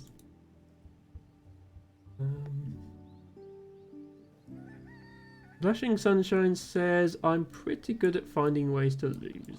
Oh, well. You know, there's always the monthly challenge or things like that. And honestly, I just like playing because it's a nice, chill, relaxing game. I don't care that much about my score. I don't care whether I'm top 400 in the world or not. I just find it interesting that so many people have chosen to play this game for so long. Right, I do need to connect this up, so let's get that done. Actually completed a quest, which is nice. Top Classic is over 9.5 million. Whoever it is, they are actively playing, because when I started streaming Dorf, that score was only about 8 million. Yeah, as fast as I increase my score, the top score goes up by even more. So. At this point, I'm just impressed by whatever PC they have that can even handle a dwarf that big. Because I don't think mine could, and mine's fairly powerful. Blushing Sunshine says, as long as I have fun, it's cool. Yes, exactly. That's the important. Really, it's just background noise while I get distracted by my chat on streams. That's why we're here. Another quest. There is this area, but this area is actually quite small.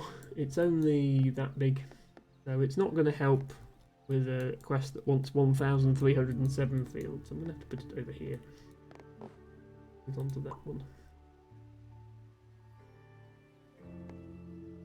Izzy says, right, I'm going to have to go to bed. I've just noticed the time. Thank you so much for the cozy dwarf. No problem, Izzy. We will be ending ourselves in just about 15 minutes or so. Thank you for being here, Izzy. Thank you for the stream earlier. Hope to see much more of that. Enjoy the rest of your weekend.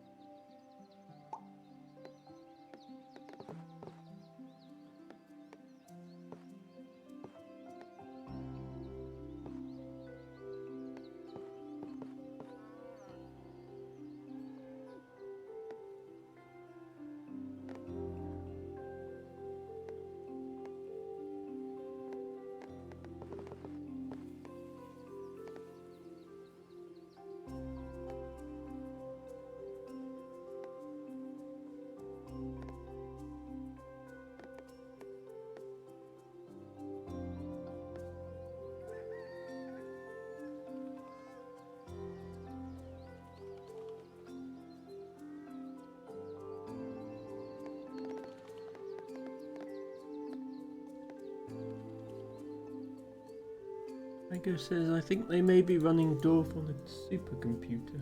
That could be the case. Or maybe they're just much more diligent about closing all of their big areas. It's when you've got a large area open like this huge... all of this is the same... You can see it all flashes when I highlight it.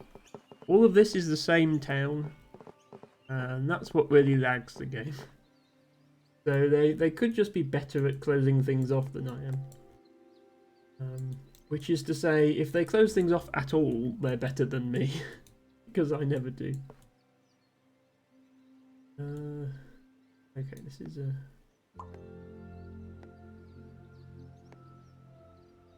I think we should be able to get to 980 before we end the stream.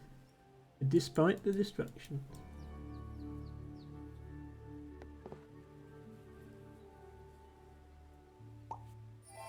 We will persevere and get there.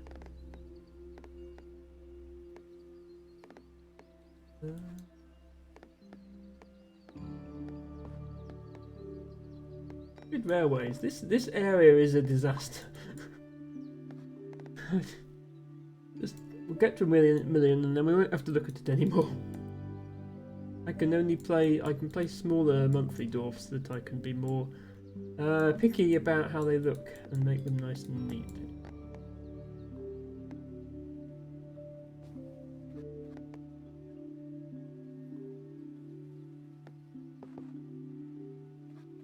Altibago says, my wife said if I make one more joke about fruit, he was going to kick me out.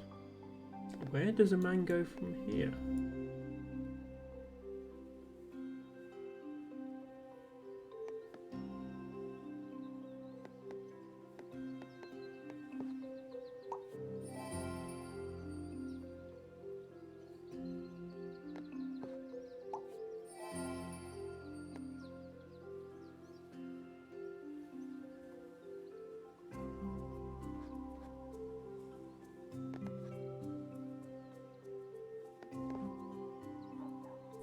Finally we get to fill this in. You can see how long we've been waiting for that tile. This edge used to be straight, so it was a straight line across here, and then the whole rest of this edge has grown out by 4 tiles deep. So all these tiles and these 4 layers have been put in while we've been waiting for this one tile. Finally it shows up. Yeah, not every tile, but almost every combination in the game is possible, and certainly if you're just using houses, trees and fields, not rails or rivers, then every combination is possible. But some of them take a very long time to show up. Like hundreds of thousands of points can go by before it appears.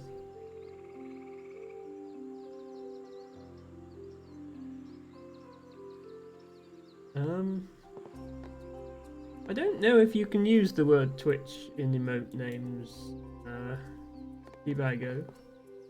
On account of it's the name of the platform. I haven't tried. But, I mean, well, you can't use it in usernames or anything like that.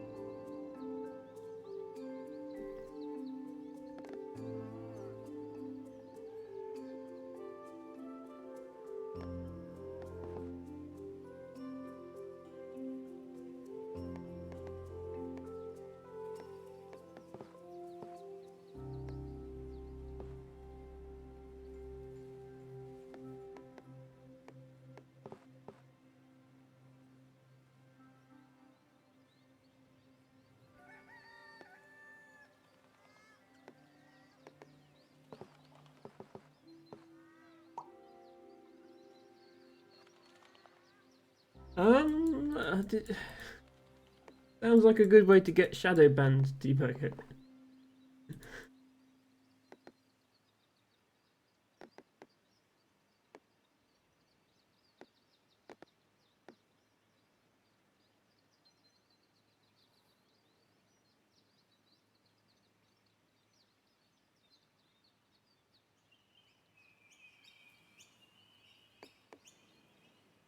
Powerful, not dumb. Well, that's good.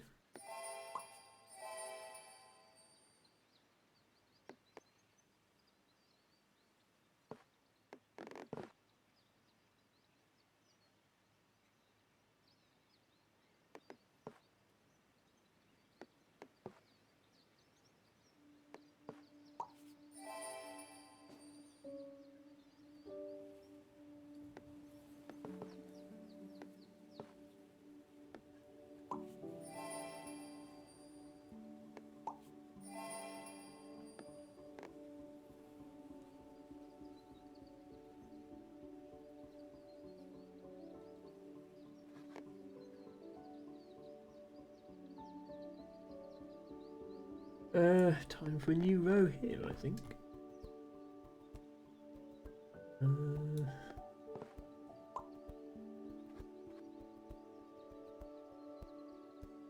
There's another tile I've had difficulty finding, the one that fits in this gap. I'm sure one will emerge eventually.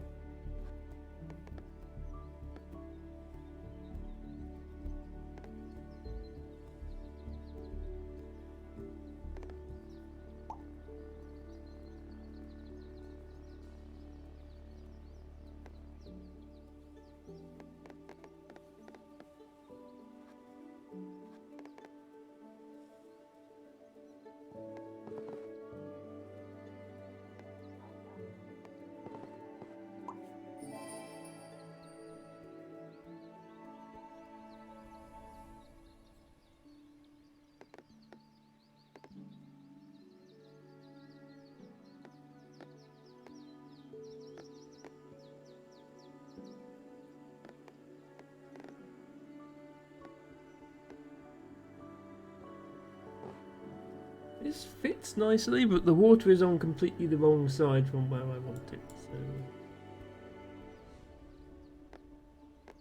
put it somewhere else. Here, perhaps.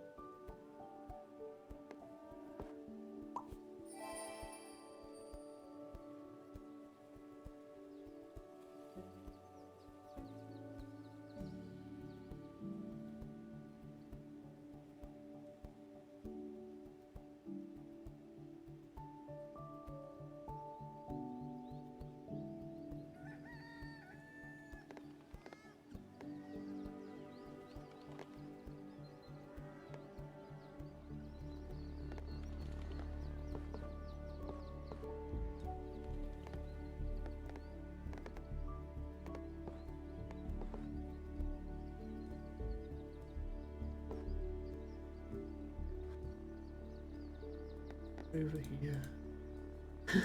Take the easy option.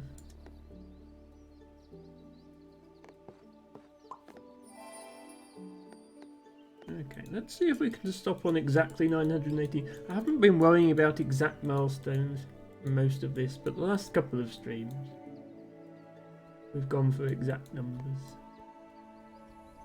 As well, keep doing that.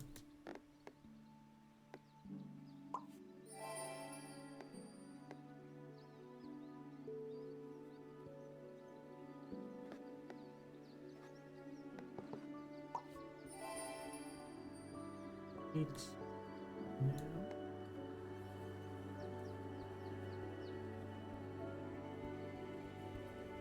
Means we can't get a perfect, so we have to just tack these on the edge. In case it might be better to put them in this there.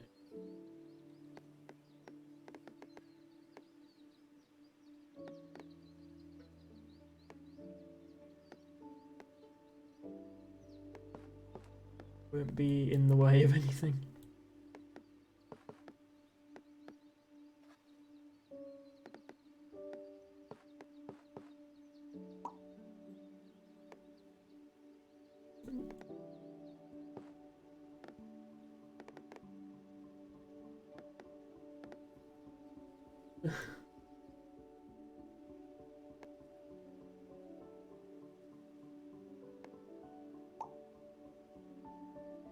Any more points? Oh, and it's a really awkward tile as well. It's a rail piece with a river on it. Ugh.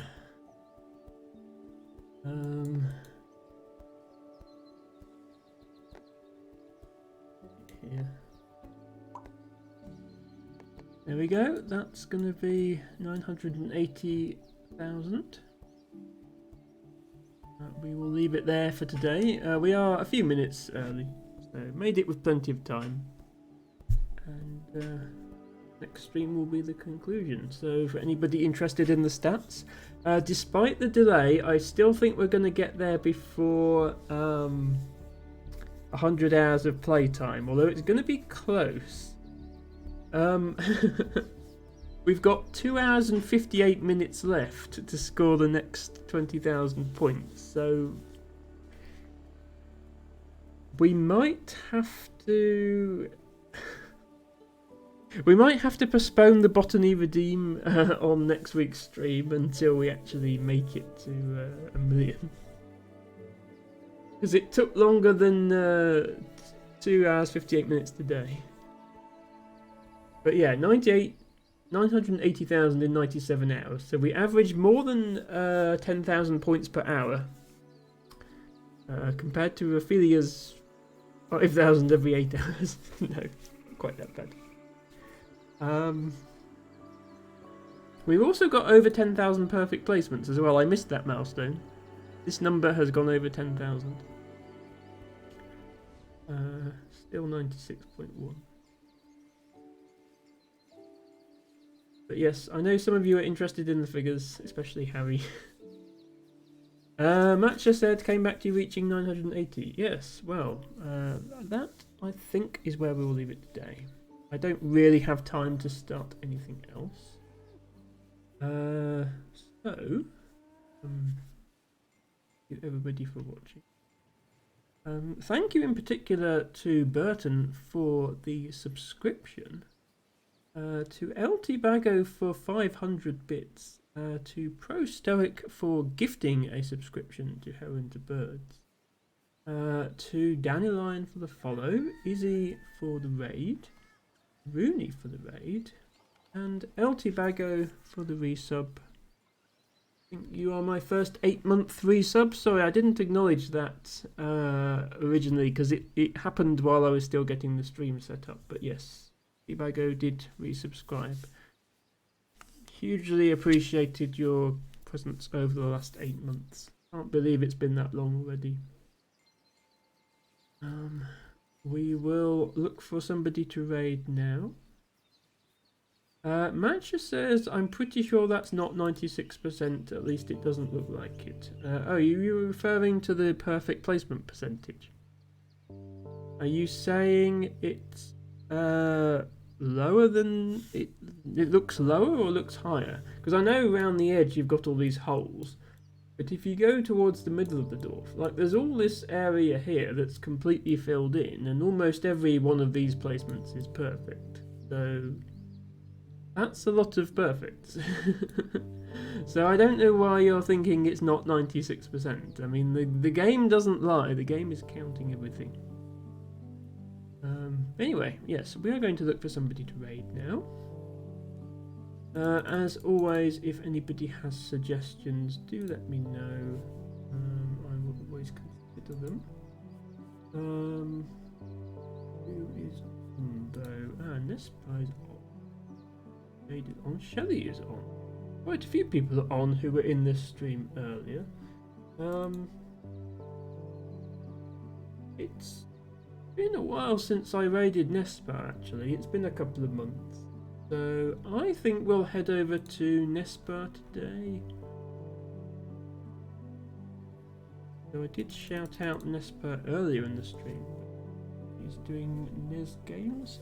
Really, definitely a chill stream. Maybe not quite the same vibe as this one, but really chill. Big emphasis on self-care. More like 90%. No, it's not. Almost everything that's connected is perfectly placed. Raid the Nespa.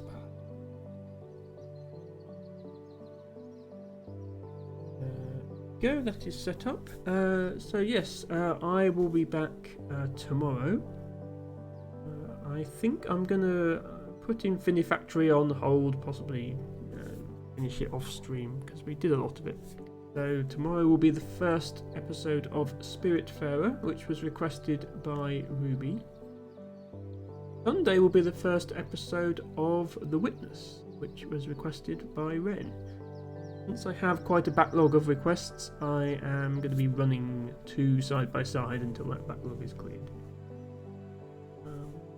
And back here, same time, same place next week will be the concluding instalment of my classic mode dorf saga as we reach 1 million points. It will also be my last Friday stream for a while, so be sure not to miss that one.